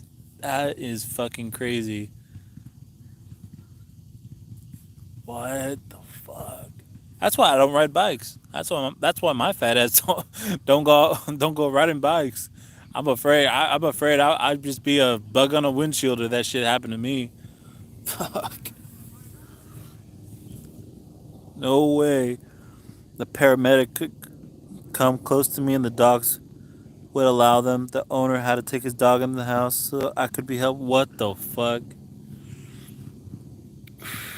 Did the dogs mess you up? Were they like, I mean, since you were on the ground, did the dogs do anything to you, or was that? Oh, I hope they didn't. But that's like, not only did you just get hit by a fucking car, but you got all these fucking dogs approaching you and shit.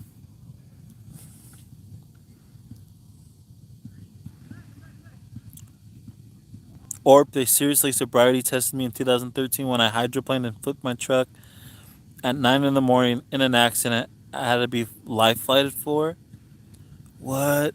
You guys are fucking insane. I feel like a fucking bag of glass bottles. Like you just drop me, I start fucking just breaking. That is insane. You guys are rugged as hell. I couldn't survive any of that shit, man.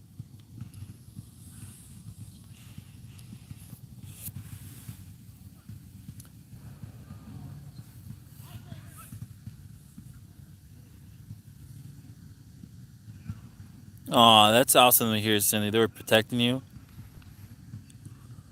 Yeah, I'm still all. I'm glad all you guys are still telling these stories, man. What the fuck? That is insane. I think I gotta put a bluegill setup out here. I ain't gonna go home skunk, to be quite honest with you. I know there's fucking carp out here, so maybe I can do a little quick little carp rig or something. Let's see what I got in the tackle box real quick. I have a picture on my page. I believe it was so bad. Hey, you guys, I, I'm not even gonna chime in. You guys are still out here walking. That's all I could hope for. But fuck, I hope none of that shit ever happens again in any way or form. I never, on my worst enemies, I don't wish that shit upon them.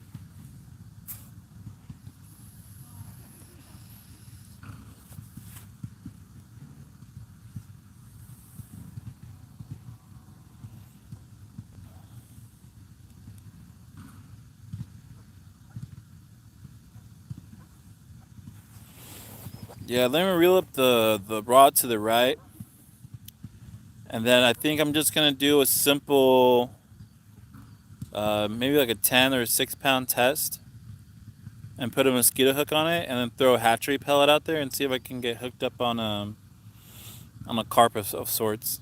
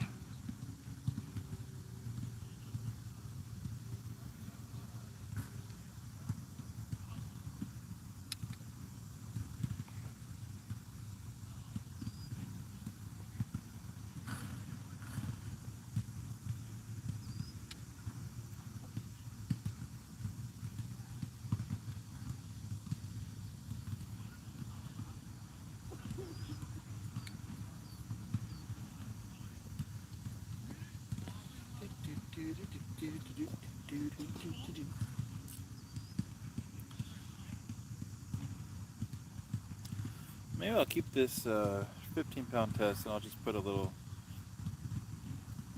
Trebby on that. See what goes on.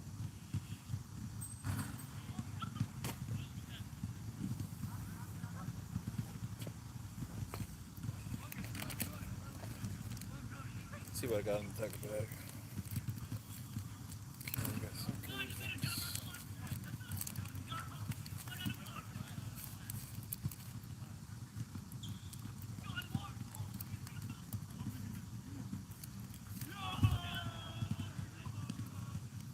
Okay, we'll probably use this.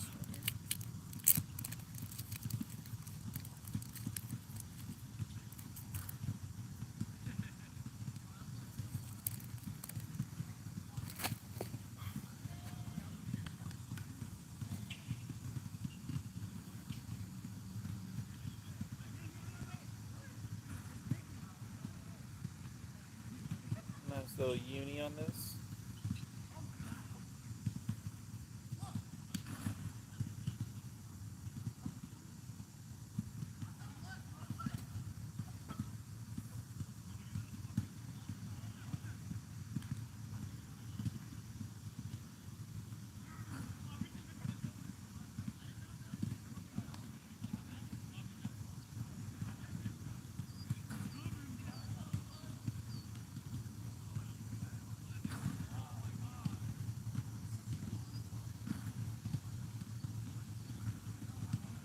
Give me 1 second, guys. A lot of Titus yet.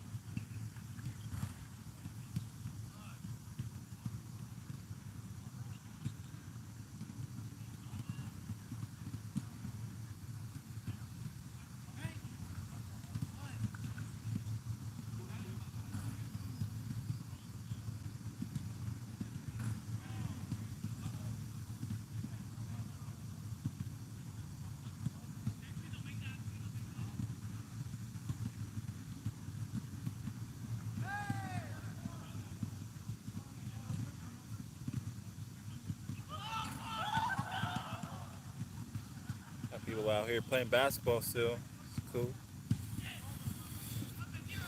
Doesn't make me feel like I'm alone. Got people on the chat. Good vibes. All night.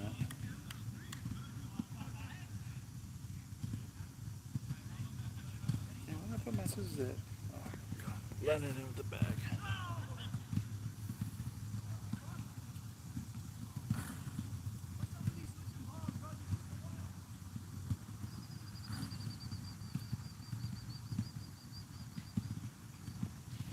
I think I put some hatchery pellet dope bait on there. They were killing last time.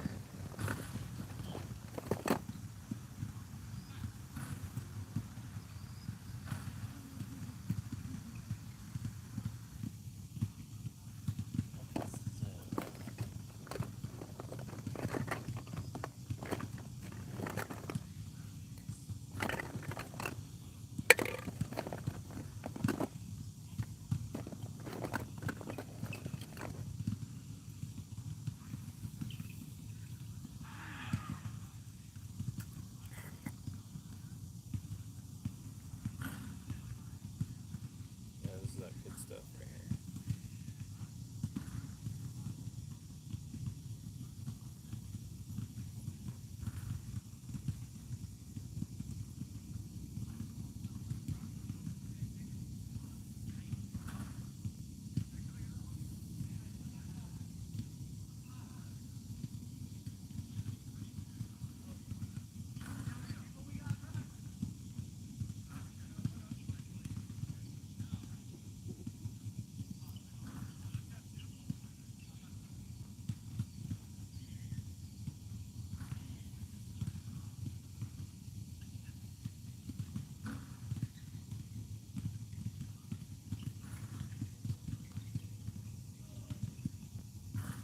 I got the hook on there. I'm putting the dope bait on there right now.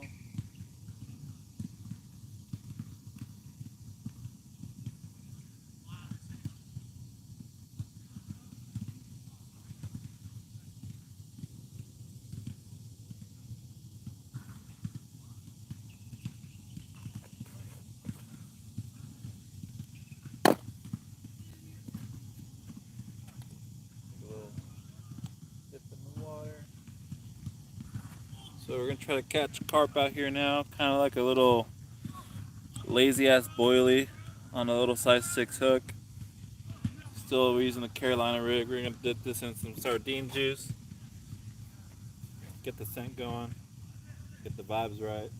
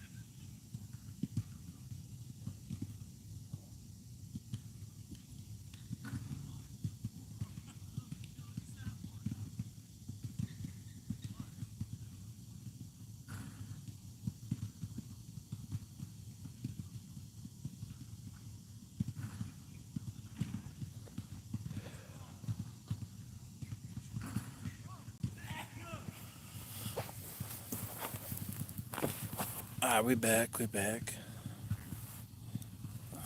What'd I miss?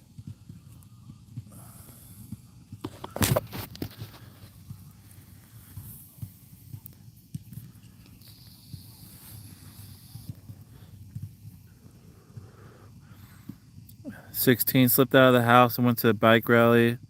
We didn't drink that. We came back so I could slip back in.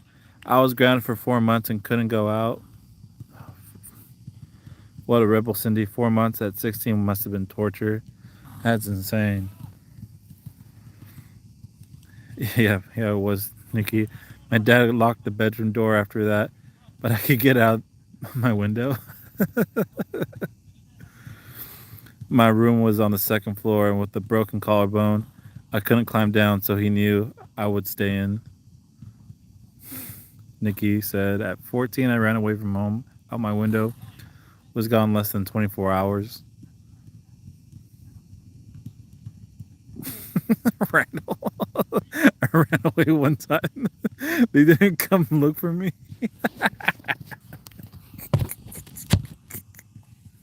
Same, bro. Same. Fucking Randall.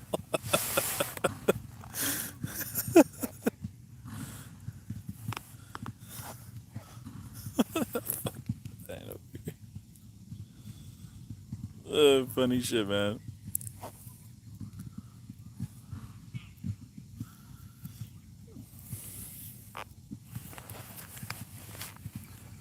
Gotta have a hand warmer in here.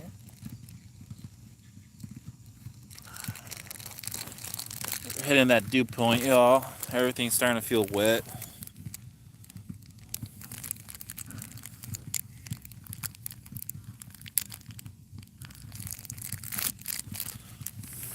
Bro, I swear, I was gone 2 weeks. No one noticed. I'm sorry, bro. Oh my gosh.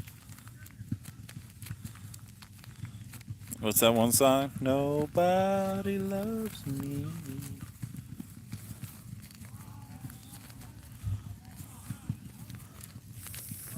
He's telling me the full story, and oh, poor Randall. Oh man, no.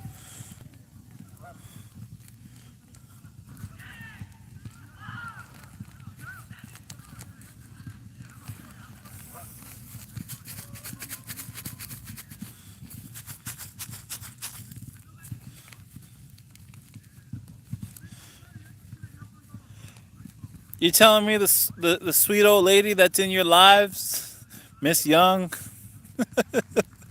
didn't make an effort, bro? Oh man, I'm sorry to hear that, man.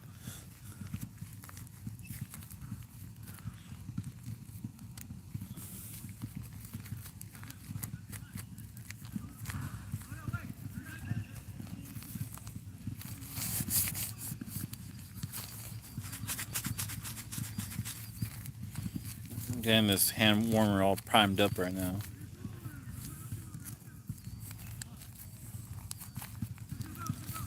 No, it's true.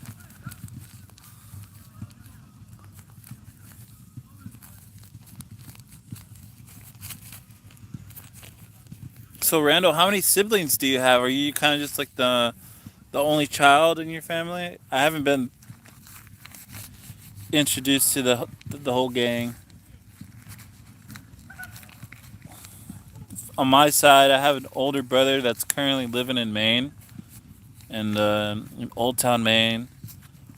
I have a younger sister that's in still in California. I believe she lives in Santa Ana. And then I got my pops living down in Mission Viejo area, and then my mom's living in Santa Ana as well.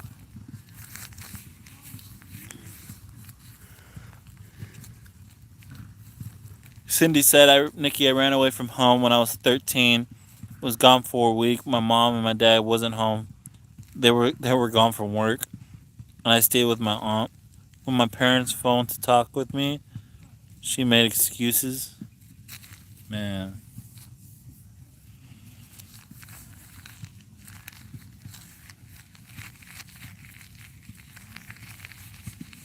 that's insane. With my mom, I have two older brothers.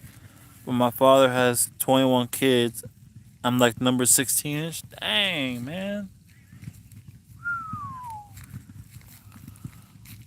That's a big family, bro.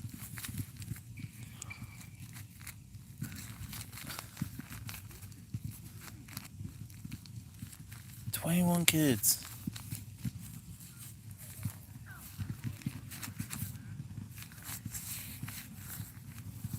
I can't even imagine having 21 kids, bro.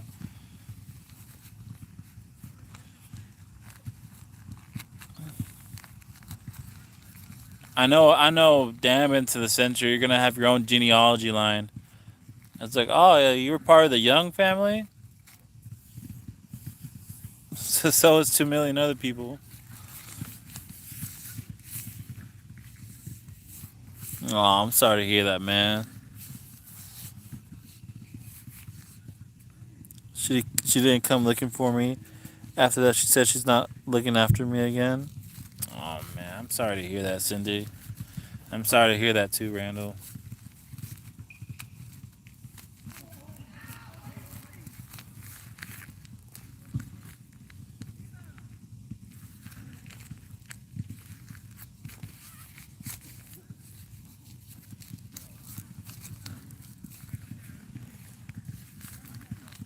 Man, people outside looking in, man, be thinking everyone's family is perfect and stuff. But man, everybody just has some fucking shit going on behind the scenes you don't even know about.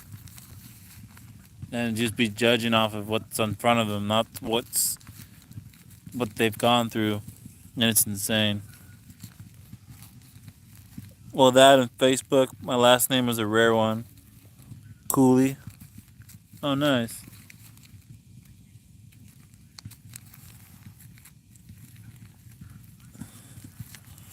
Oh, wait, what was that? I ran away at 16 for 2 weeks and then married 3 days before my 17th birthday. Oh, nice.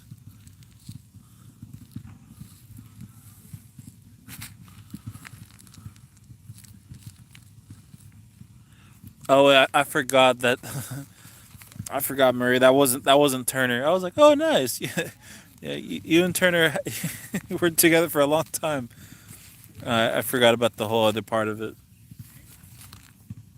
Well, that and Facebook. Yeah, I read that one. Yeah, I ended up at the police station, Cindy, and it was because still early when they called my mom. She told them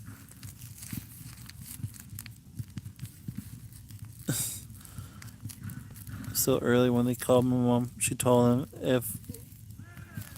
him it couldn't be me until she checked my room, and she was so mad. That's embarrassing.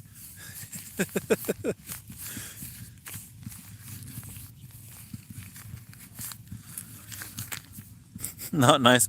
Or we don't advocate teen marriages.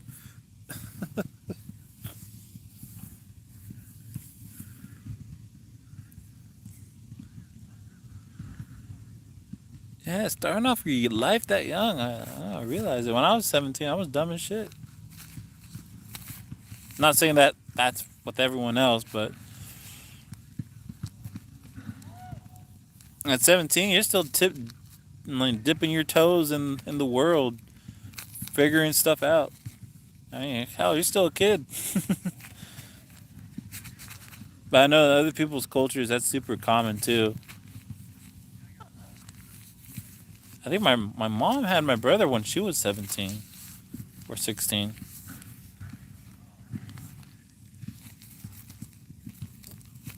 Yeah, same here, Randall.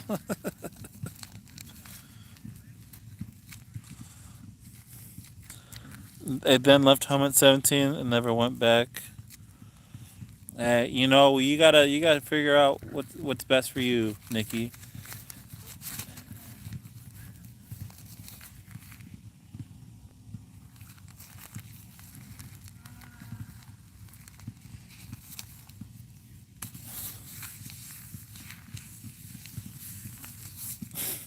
Randall, some days I think I am too.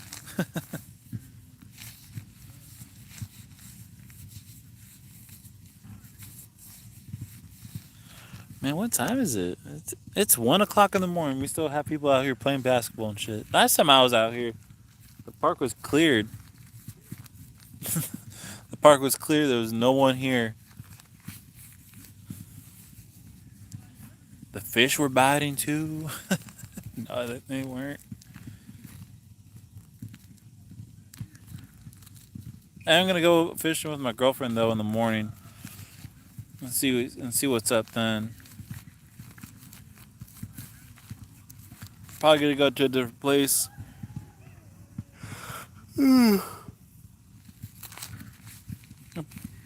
Probably won't waste our time over here. We might go down more south in Orange County, or we might go to a different park more north of Orange County, non LA though.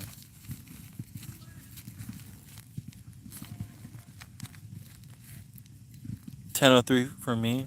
Nice.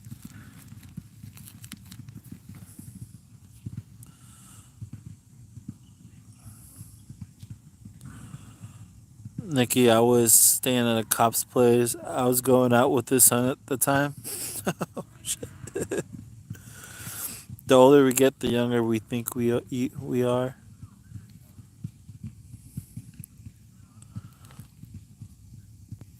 My kids are well rounded and good people, though. I think that's all that matters. My job is essentially done. Hey, that's all. That's all you gotta do. That's all that matters. Making sure your kids are all set for the world, and still being there for them when shit gets rough.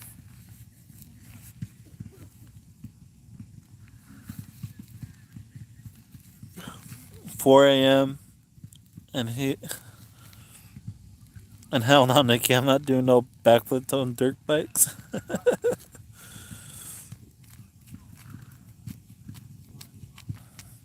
Agree, Mary. I have two very successful young adult kids. Nice.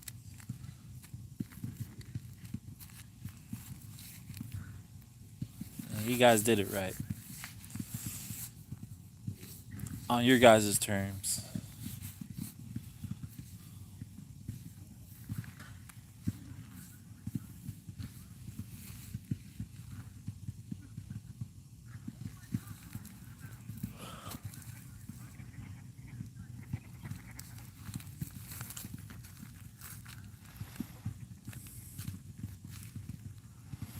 Mine are all spoiled brats who got everything handed to them by daddy.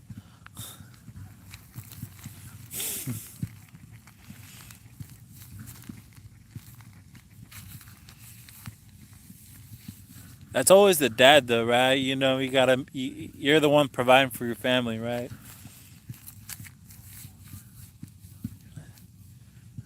Always got to make sure that your kids are living better than yours, than when you grew up with. I think that's natural, though. You know, it was like I understand if I was a dad. Well, I'm a stepfather in training. You know, I met my girl and she already had a kid that was I think at the time 7. So you know she's 9 now.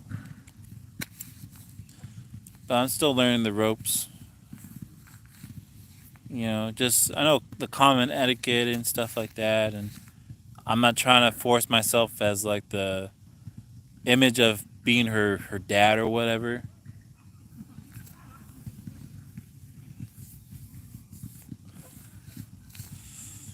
So I'm just letting her mom kind of just if she wants me to butt in some stuff when she needs help, then that's when I'll come in. But I usually just kind of take the back seat and kind of just roll with things at this point.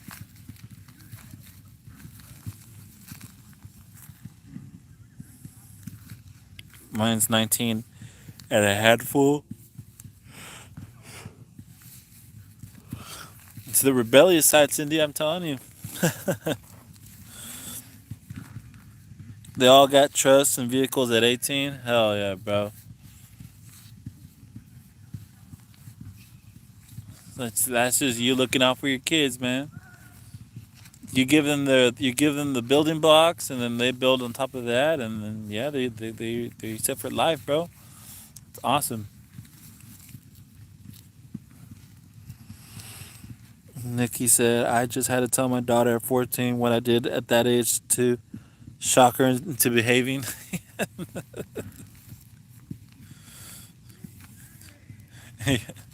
You're like, this is what will happen. But I know a lot of the generations that grew up with having phones, like they have it so much easier because it's not immortalized into the internet. But then again, kids nowadays just be doing crazy shit. And it's on the internet forever.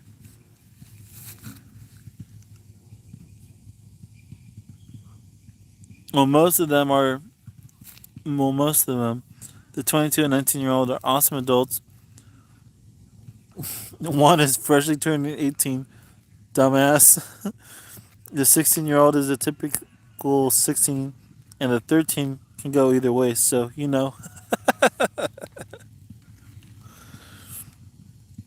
I always tell them the steps that I'm not a dad. I'm just privileged to be a part of your life. Hell yeah, bro. That's a good way of looking at it. Yeah, especially since the kiddo's dad is still in the picture. Um, I mean, I'm not. It's not my business, right? So I won't go so deep into it. But yeah, her dad is still part of the picture. Still 100% there for his daughter. So I'm just the support, the financial support, and I mean, if she comes to me for help, I'm more than willing, right? But when it comes down to like the nitty gritty and all those like emotional problems and stuff like that, and when shit gets rough, and in terms of like discipline, like my girlfriend no, it's not tries, she does do gentle parenting and tries to work out the problems that sometimes the tantrums that that her 9-year-old is having, and I just I let her take whatever kind of route she wants to do with that, and I if she's getting overwhelmed and she needs me to butt into like some of the arguments that they're having, then I'll just butt in and be like, hey, this is, don't forget, this is your mom, be nice to her, she's going through a lot right now, so put yourself in her shoes. It's like, I know you want that toy, but realistically, we don't got money for it right now, and we got all these obligations coming up. So it's not like that we don't want you to be happy and have this toy, but it is what it is.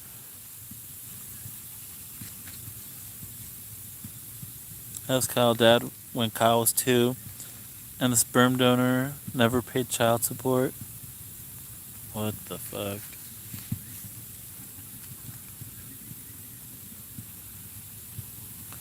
That's rare these days, man, on both parts. Most step parents don't care about the kids. Well, I knew it coming into it, bro. I could have easily just been like, you're a nice woman, but, just kids aren't my forte right now. I would like to have some kids of my own. But no, I was just like, hey, there's already enough kids in the world, that don't have supportive figures in their life. Like, I don't think it would hurt this kid to be another supportive figure in her life if she needs me. I'm not going to force myself into that position, but I'm always there for her. And, just being, when we go out, always being the protective figure and making sure, no one messes with her or with my family. Just another witness to seeing this kid succeed, essentially.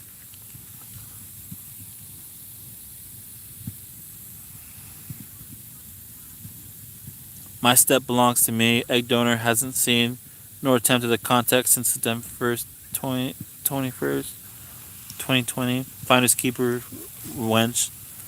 That's my baby now. Oh, I thought I said wrench, and that reminded me. I could add Nikki as a moderator. Standard. I think Randall's. Oh no, Randall's not even a moderator. I got you guys. My bad. I was so busy talking about myself, I forgot. All right.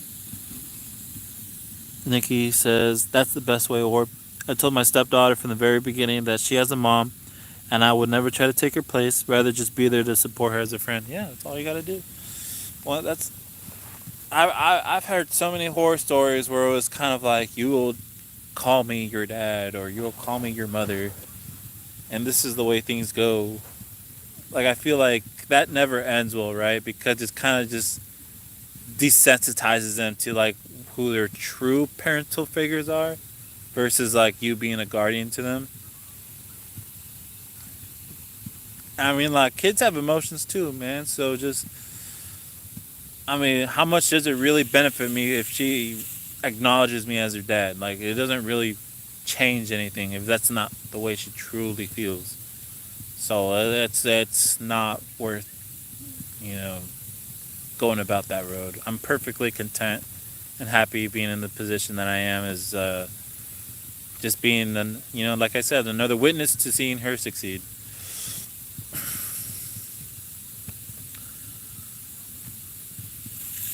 Yeah, not a problem at all, bro. Now I just rent everyone up in this bitch, man. It's a whole ass. It's a it's a blue name party.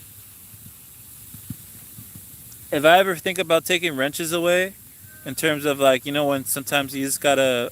I've heard people taking wrenches away because it decreases views or whatnot. And I don't think I'm ever gonna go down that route. But if I'm ever gonna do something like that, I'll acknowledge you guys beforehand and be like, hey, I'm gonna slowly just start building up the wrenches up again. But I don't think that'll ever happen.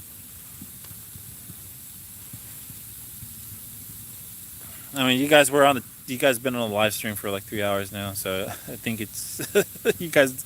I should have done it from the very beginning, but you guys are more than deserving.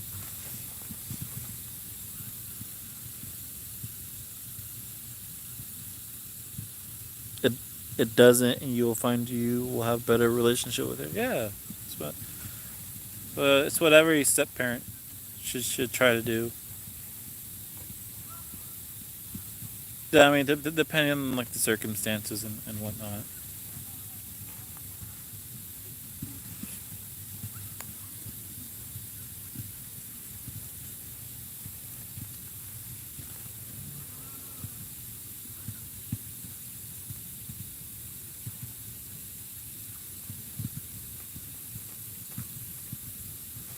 When the other parent when the other parent is involved, it is a completely different aspect. When they're not, though, kids always seek for that role to be filled. If that makes sense, yeah. I'm perfectly fine just being on the bench. Her dad's a cool guy too, and it just didn't work out between him and the mom. So who am I to say that things should be different?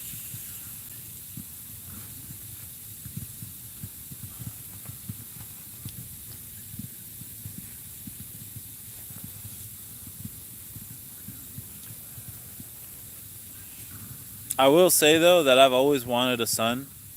In terms of like, I don't know, it's just different. You know what I mean? I don't mind being having a daughter, but ever since I was a kid, it was like, man, yeah, I like I always want to be like have a son or something like that.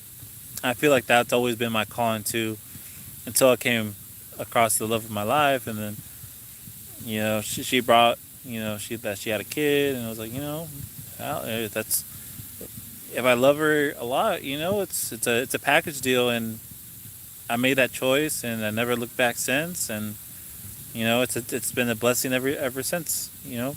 Sometimes you got to play the cards that you're dealt with, and I ended up being the best decision ever.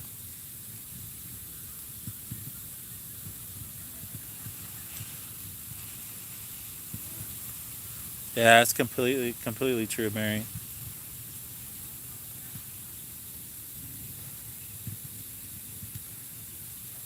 Plus, I get major props because I saved her from the raging rivers in Yosemite. I'm like, when she tries to get sassy with me, I'm like, hey, who saved you from that raging river in Yosemite? Like, I did. So why are you talking to me like this? She's like, you can't always bring that up. I was like, okay. So what do you want me to do? You don't want me to save you from another raging river if they ever came across that again? Like, no, I'll do it.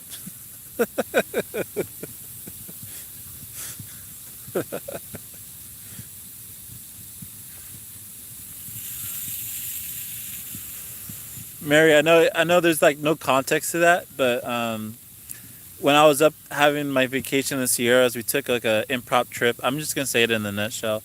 We took an improv trip up to the Yosemite, and while we're there's like this thing you could do, which I never knew before, but you could float tube down the Merced River, and which runs across Yosemite. For a small stretch, you could there's like a lazy river section, but all the snow was melting, right? So it wasn't a lazy river. It was a raging river. So you know we're getting all set up, and then we're going over the game plan, and the kid is waiting in the little bank part, but a current comes up and picks her up in this like little tube that she's on. She's in it, right? But some backstory to this: she doesn't know how to swim, and she doesn't have a life jacket on because they're all like sold out at the. They were unavailable at the rental place that we were at. So horrible story starting off, right? So she's getting carried up by this insane current, and she's already like a couple 100 feet away from us. So I go in my little float tube, paddling as fast as I can towards her, and I finally catch up to her, and I shoot her off towards the other side of the bank while her mom catches up. But the whole time she was freaking out. She was crying. She's like, "This isn't a lazy river." I was like panicking so much because I'm like, if she goes overboard, like that's it, right? And I'm not gonna let that happen. Not on my fucking watch, right? And ever since then, she gives me a little bit of attitude. I'm like, hey, who saved you from the scary raging river? I did. I got you.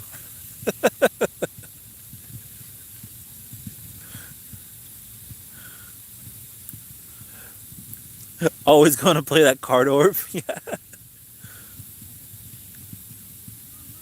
He's so funny about it too. He'll tell everyone I'm his mom.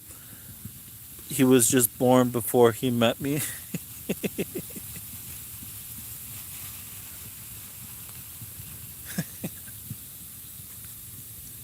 Yeah. So next time we go, we're gonna make sure we all have life jackets. We all have some sort of knowledge of how to swim, and we all stick together.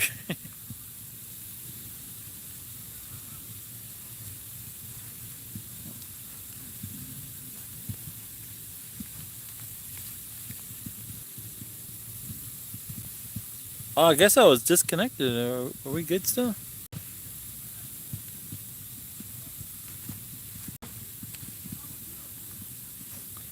Man, where the fuck are these fish, bro? These glow sticks have been making friends with the fucking grass.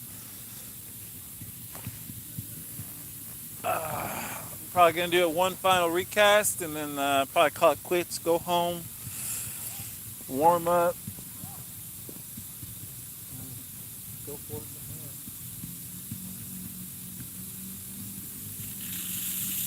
Late night before.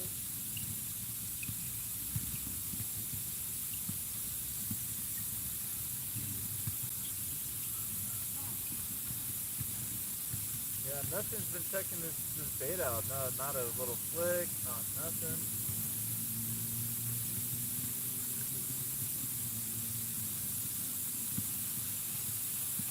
I know the other time there's a lot of fish just like passing by the line and then trigger it and then jump up a little bit, but no, nothing at all.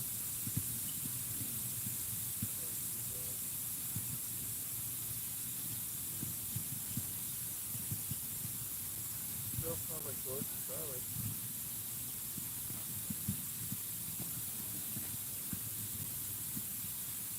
Like just this again in the juices of the chicken liver.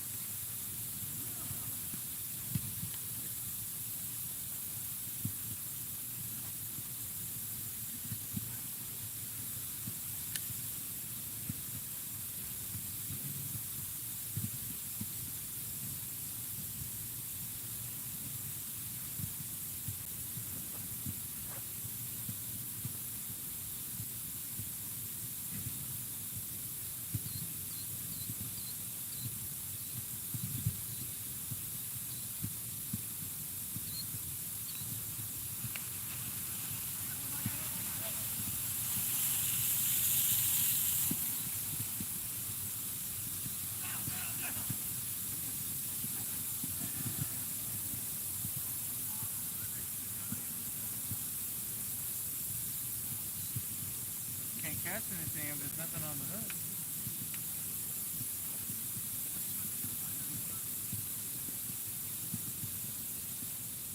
Alright, I think this one we're gonna go with the nice green. Kind of pops out of the water for a little bit. I know catfish like they fuck with the power bait as well, so we'll see. We might get lucky. Who knows? I didn't bring night crawlers either because it was kind of this fishing expedition was kind of on a whim.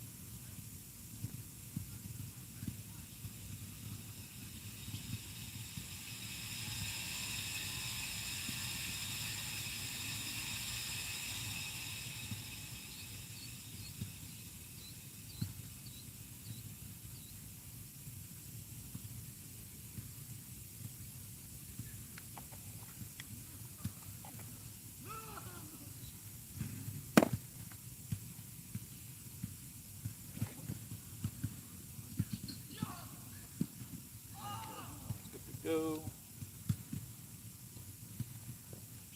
I think the best case what we can do right now is chuck it as far as we can.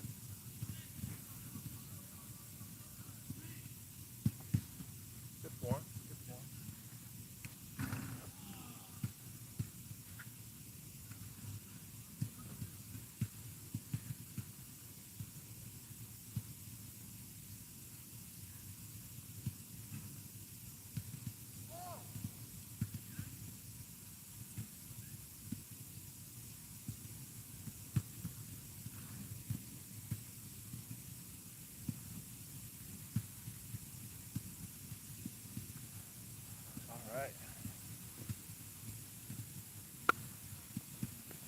Take another swig of my 7 Up.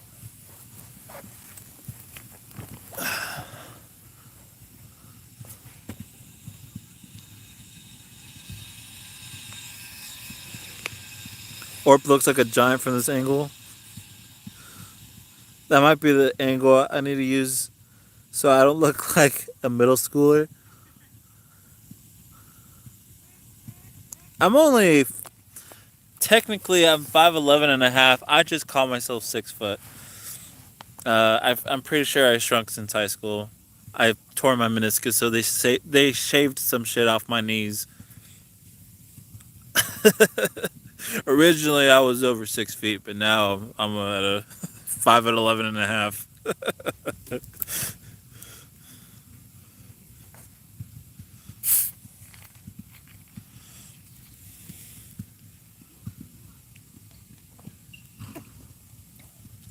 I'm not at a land of steel height though.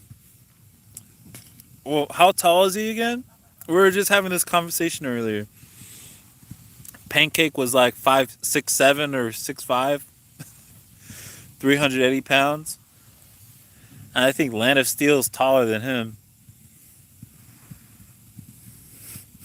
Mary, I'm massive, just short. Oh no. Don't say that.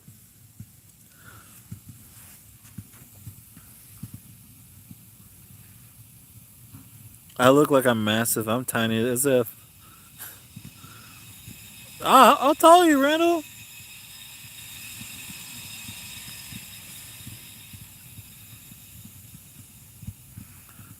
Cindy says I'm 5'5". Kyle 6'8". So I don't get. So I get the short jokes a lot. I'm 5'6", 200-ish. 5'6" is like the nation average, though, right?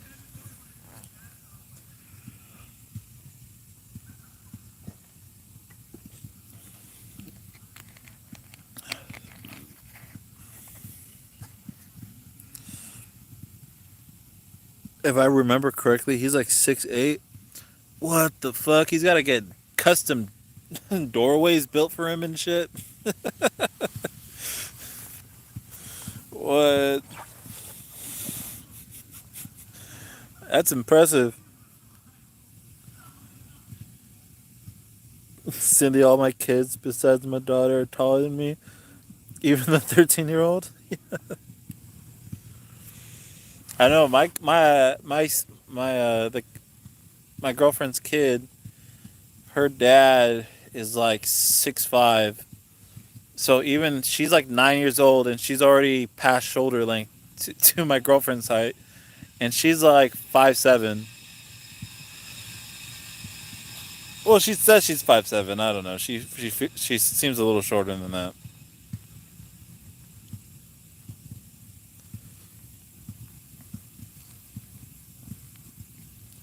He's well over 6 foot at 18. I'm 5'3" according to my driver's license. I gave 3/4 of an inch for that.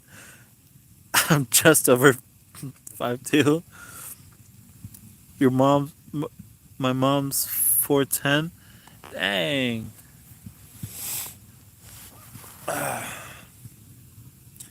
She didn't look that.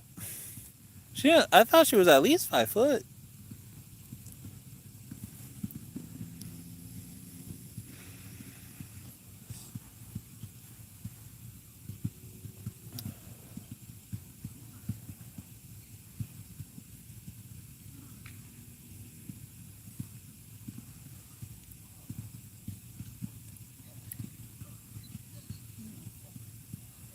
Hi, little duck. Sorry, I don't have any. I don't have any food for you.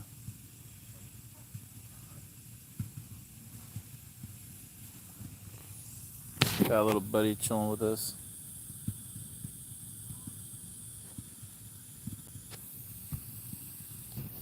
And those are the basketball courts over there. It's all the noise you guys been hearing.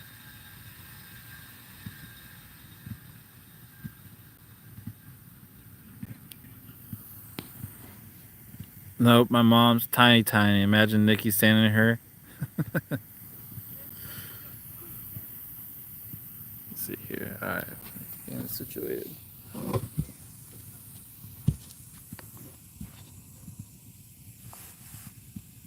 Mary needs a booster seat.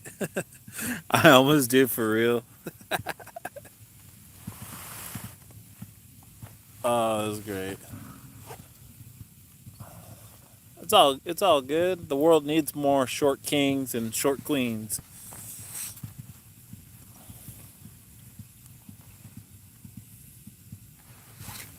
I don't know if the glow sticks are.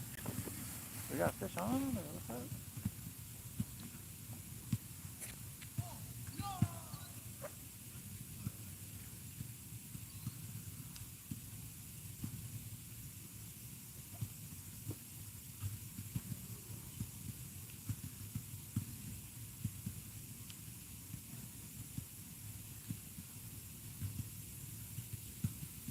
Might be on. I don't know.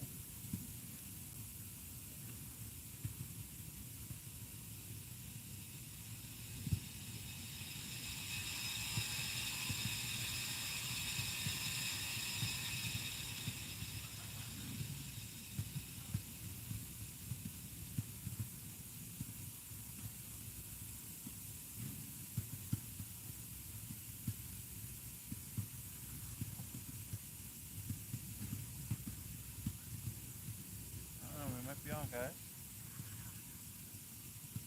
Not 100% sure, but glow stick was laying flat. So when it lays flat like that, it means that it's running towards us. I think it's that right there.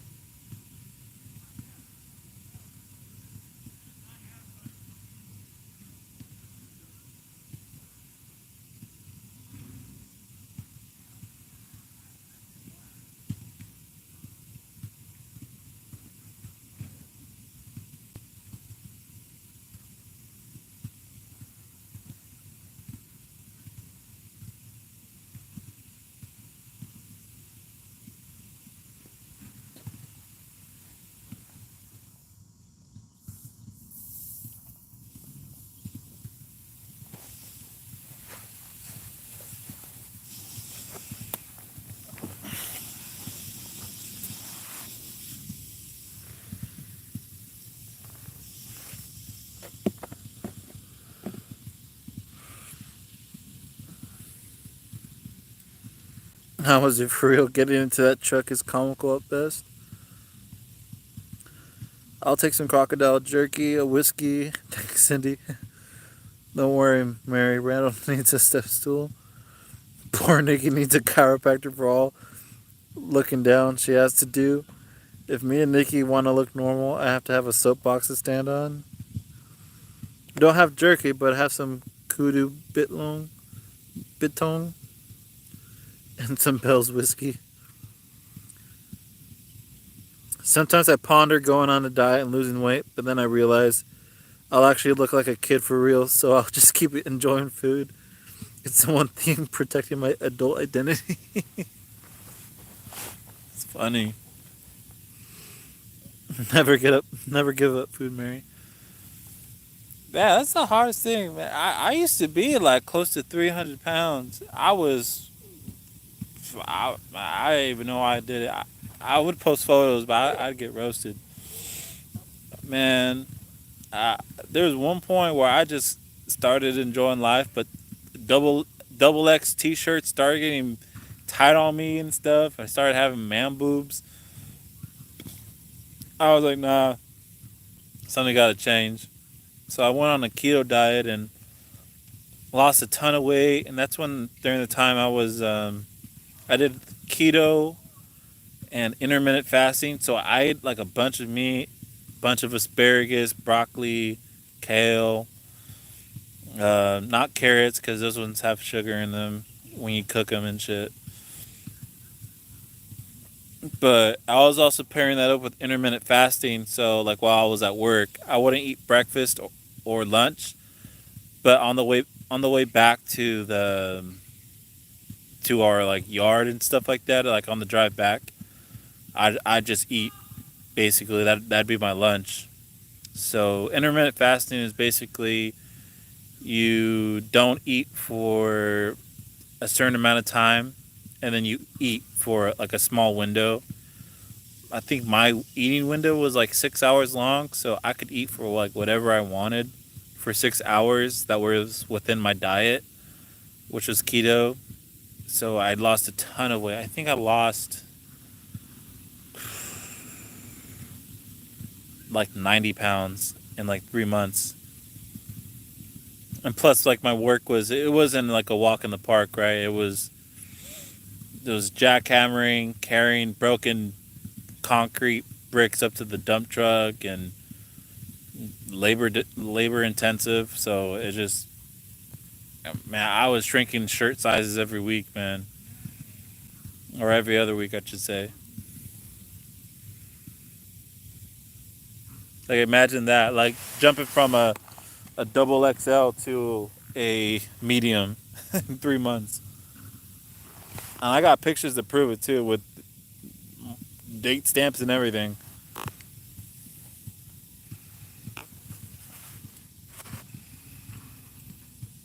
Food was my weakness. Then I found out my knees didn't like the 250 I was. I eat usually one good meal a day, and the rest is beer and cannabis time. And remember, folks, to working on the drinking time. For women, when you lose weight, the first thing to go is the chest and butt. I need those things.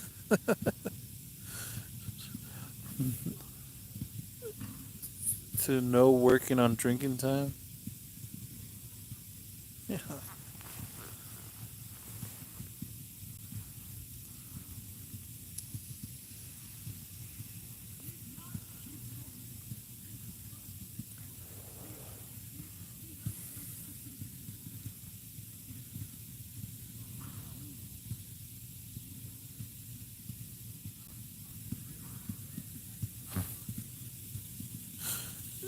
To know working on drinking time. The corny joke. Sorry, my bad, bro. I'm so tired.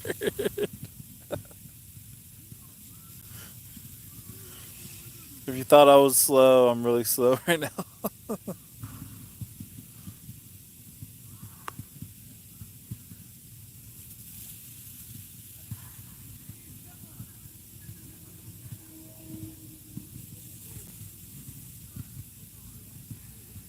Yeah, I probably got to go on that keto diet again. I'm slowly creeping up to um, constantly wearing sweater standards. Wearing sweaters to hide my man boobs.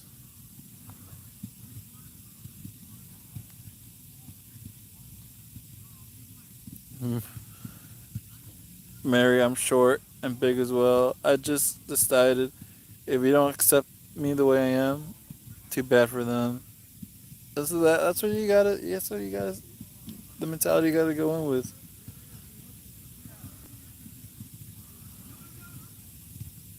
True, Mary, my chest is always the first to go. That's why I just live now. That's what you gotta do.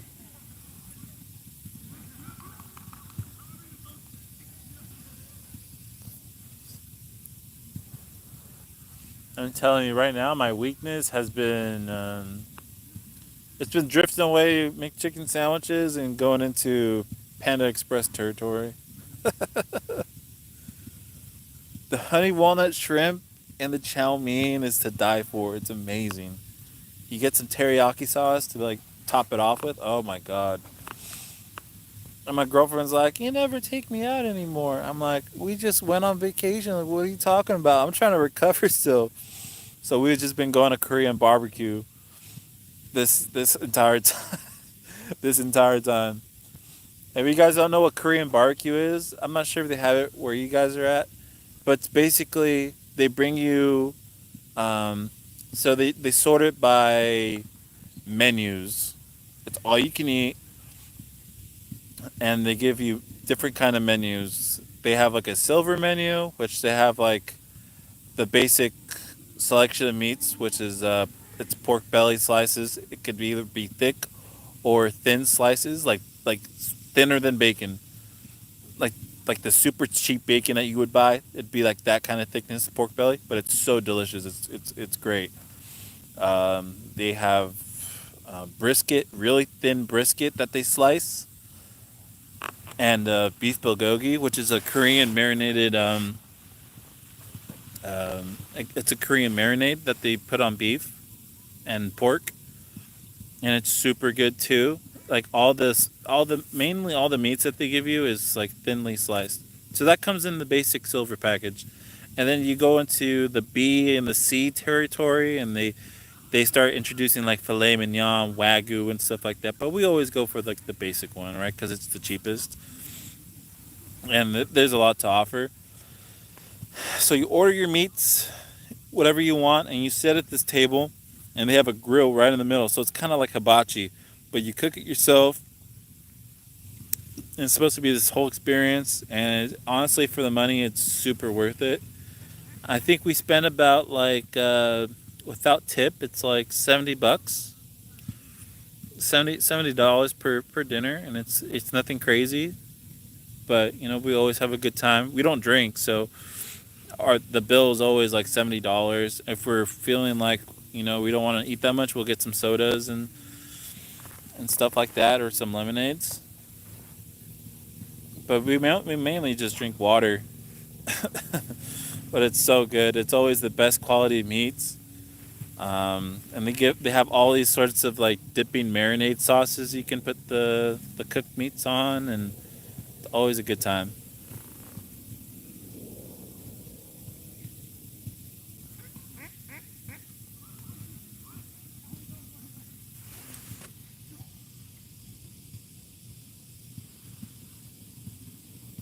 I'm about to send y'all some sunlight orb.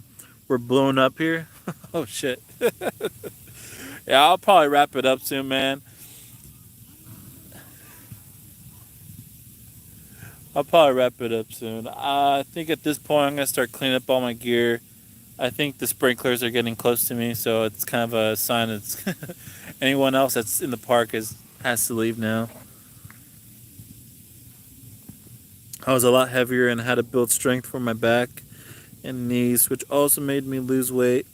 But I spent a little lifetime trying to be thin, and now I just want to be strong and healthy instead. Yeah, so you know your body the best, so you know you got to do what's best, and doctors can only tell you so much. It's the way you want to navigate through it, and you know, it's kind of one of those things. I've had friends that were 400 pounds, never diabetic, and I've had people that look like Justin Thunderstruck. No offense to him, no offense to him, but like kind of like the same build, has like a really fast acting metabolism, pre-diabetic, pre-diabetic, 150, barely, 170 pounds, and they're already pre-diabetic.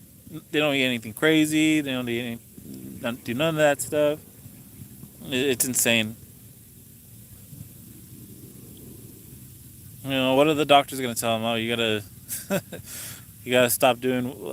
There's no answer for it.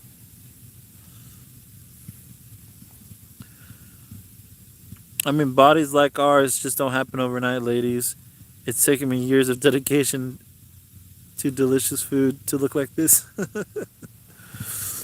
Strong and healthy is always the best choice. Thin isn't best for everyone. Yeah, that's exactly what I was talking about.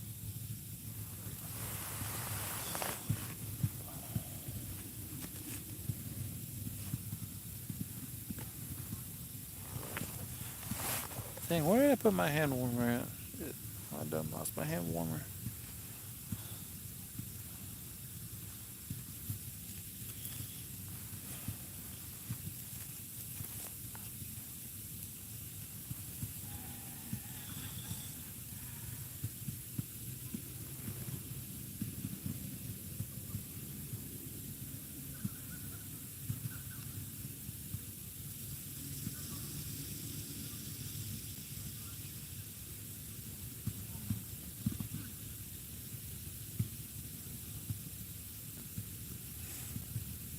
Alright, guys, I think I'm gonna start packing up, making sure my stuff's in order.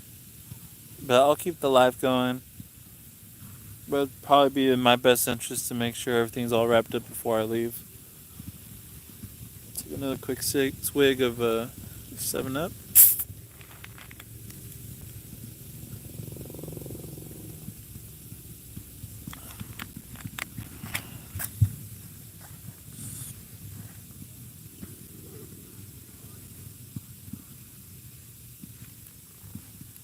Okay, be right back, guys.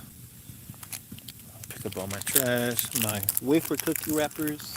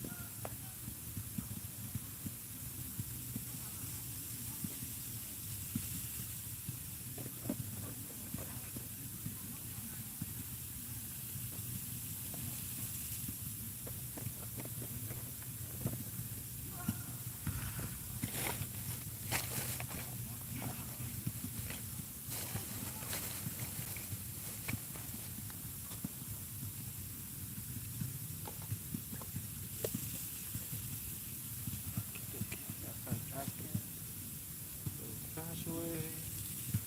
And then everything is pretty much set.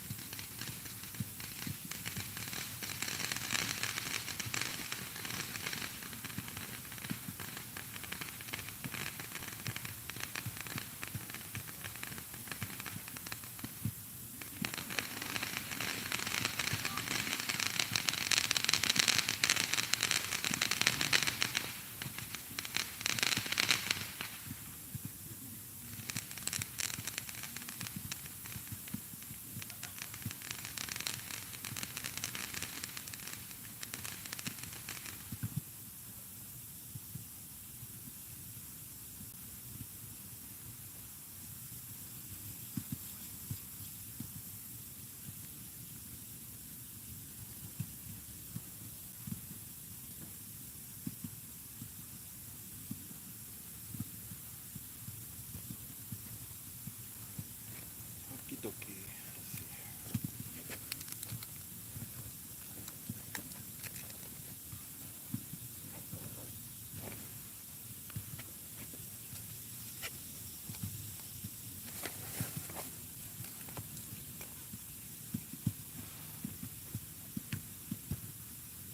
We got people blowing shit up still, man. I swear, Los Angeles never sleeps, man.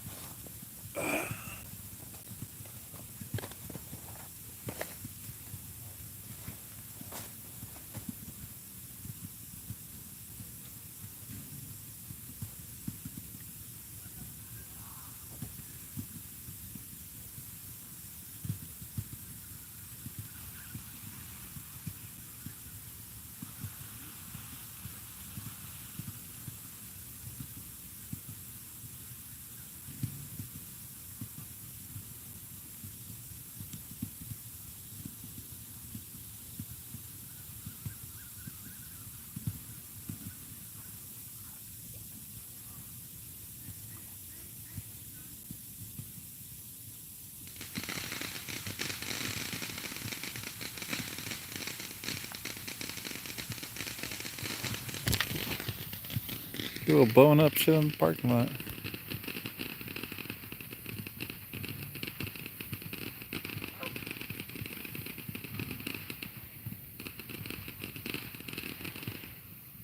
There you go.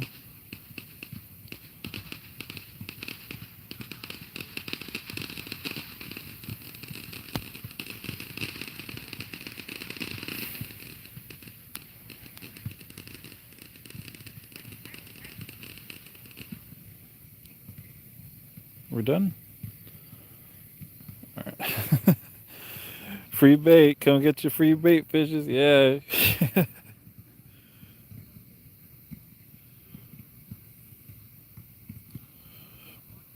I have high blood pressure. Mine is hereditary. I had to drop 20 pounds, eat a strict sodium-free diet, sleep well, and it's still running high regardless. Other than that, though, healthy. Of course, Cindy, no worries. Thank you guys so much for staying and chatting up with me, keeping me company. Appreciate it, y'all. You guys are what makes the live streams great for everyone.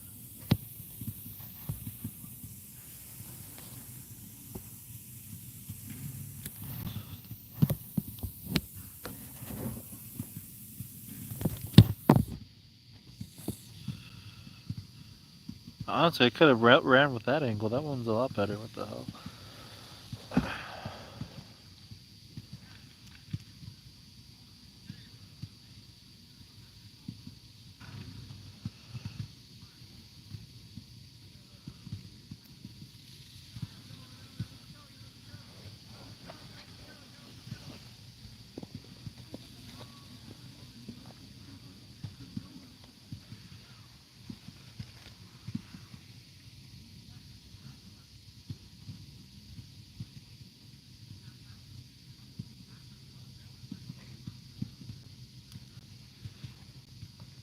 Make sure we dispose the pantyhose correctly.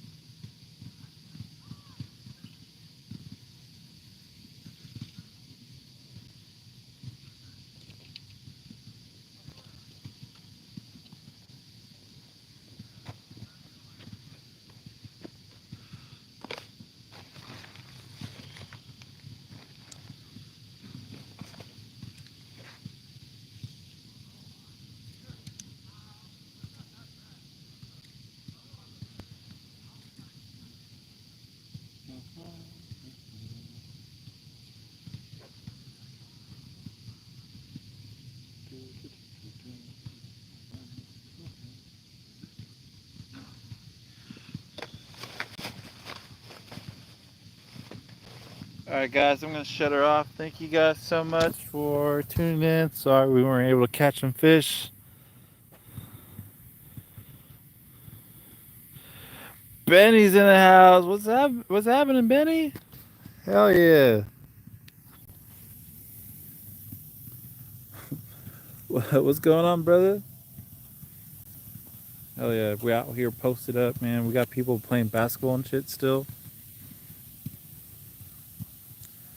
It's currently almost 2 o'clock, I think. Yeah, basically 2 o'clock. People playing basketball. We got Mexican ain't catching shit out here, bro. Already wrapping it up.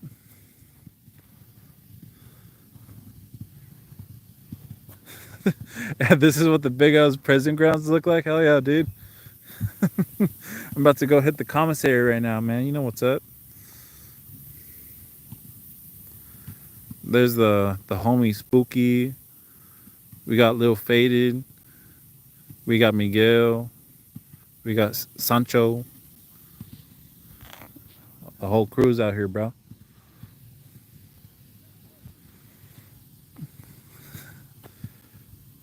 Oh, what's up?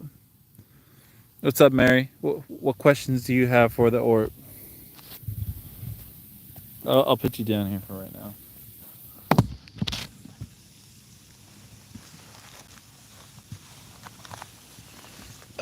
Sit in my chair.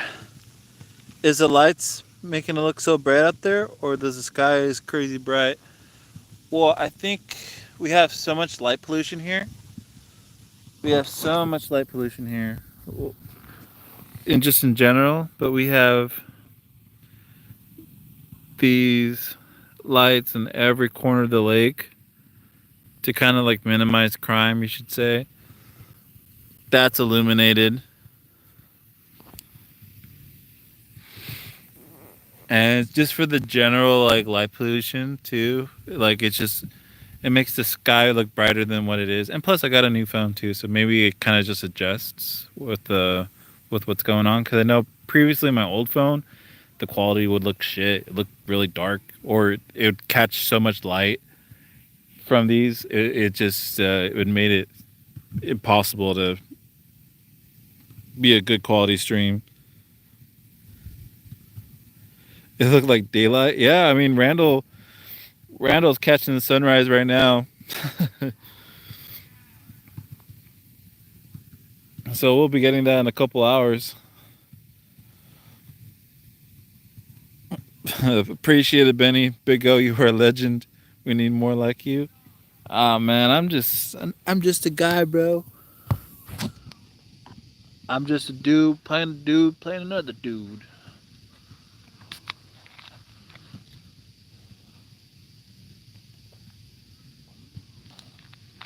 But yeah, we weren't able to catch some catfish. We had some other folks alongside the lake fishing pretty late into the night along with us as well, and they didn't hook onto anything. We were using chicken livers, which is a staple of catfishing. We were using the appropriate sized rigs and hooks. And you know, sometimes they're either not in the lake or they're not interested in biting at all. That's all good. We're out here enjoying the suburban nature, or the urban nature, in this blue dyed pond. But it's a good night nonetheless. You know, we're still out here breathing.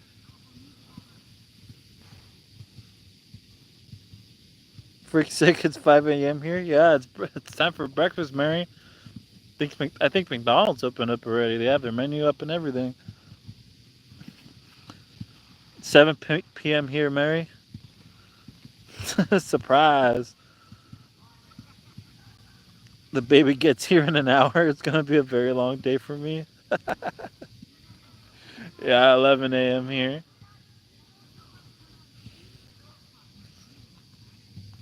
Yeah, City's basically getting this day started. Probably approaching the hottest point of the day there. That's insane. Cindy, when you send the sun our way, make sure to tell it to cool down a little bit. Man, that shit's hot as hell.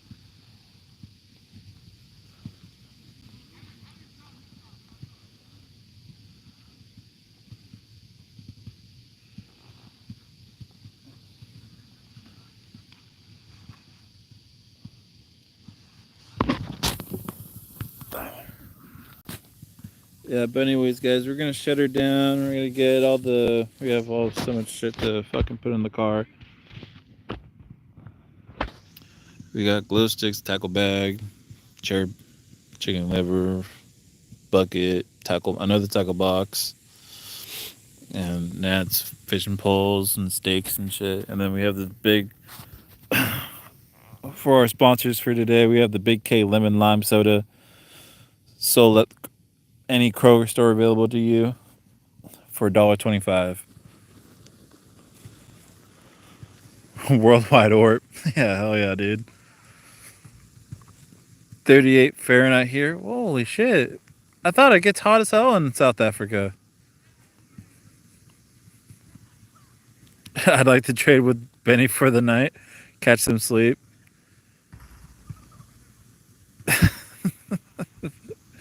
All right, you guys have an amazing day. Stay blessed, stay safe, and go catch some fish. Oh, it's winter for you guys. Gotcha. Well, stay warm. We'll try to stay cool as always. Bye.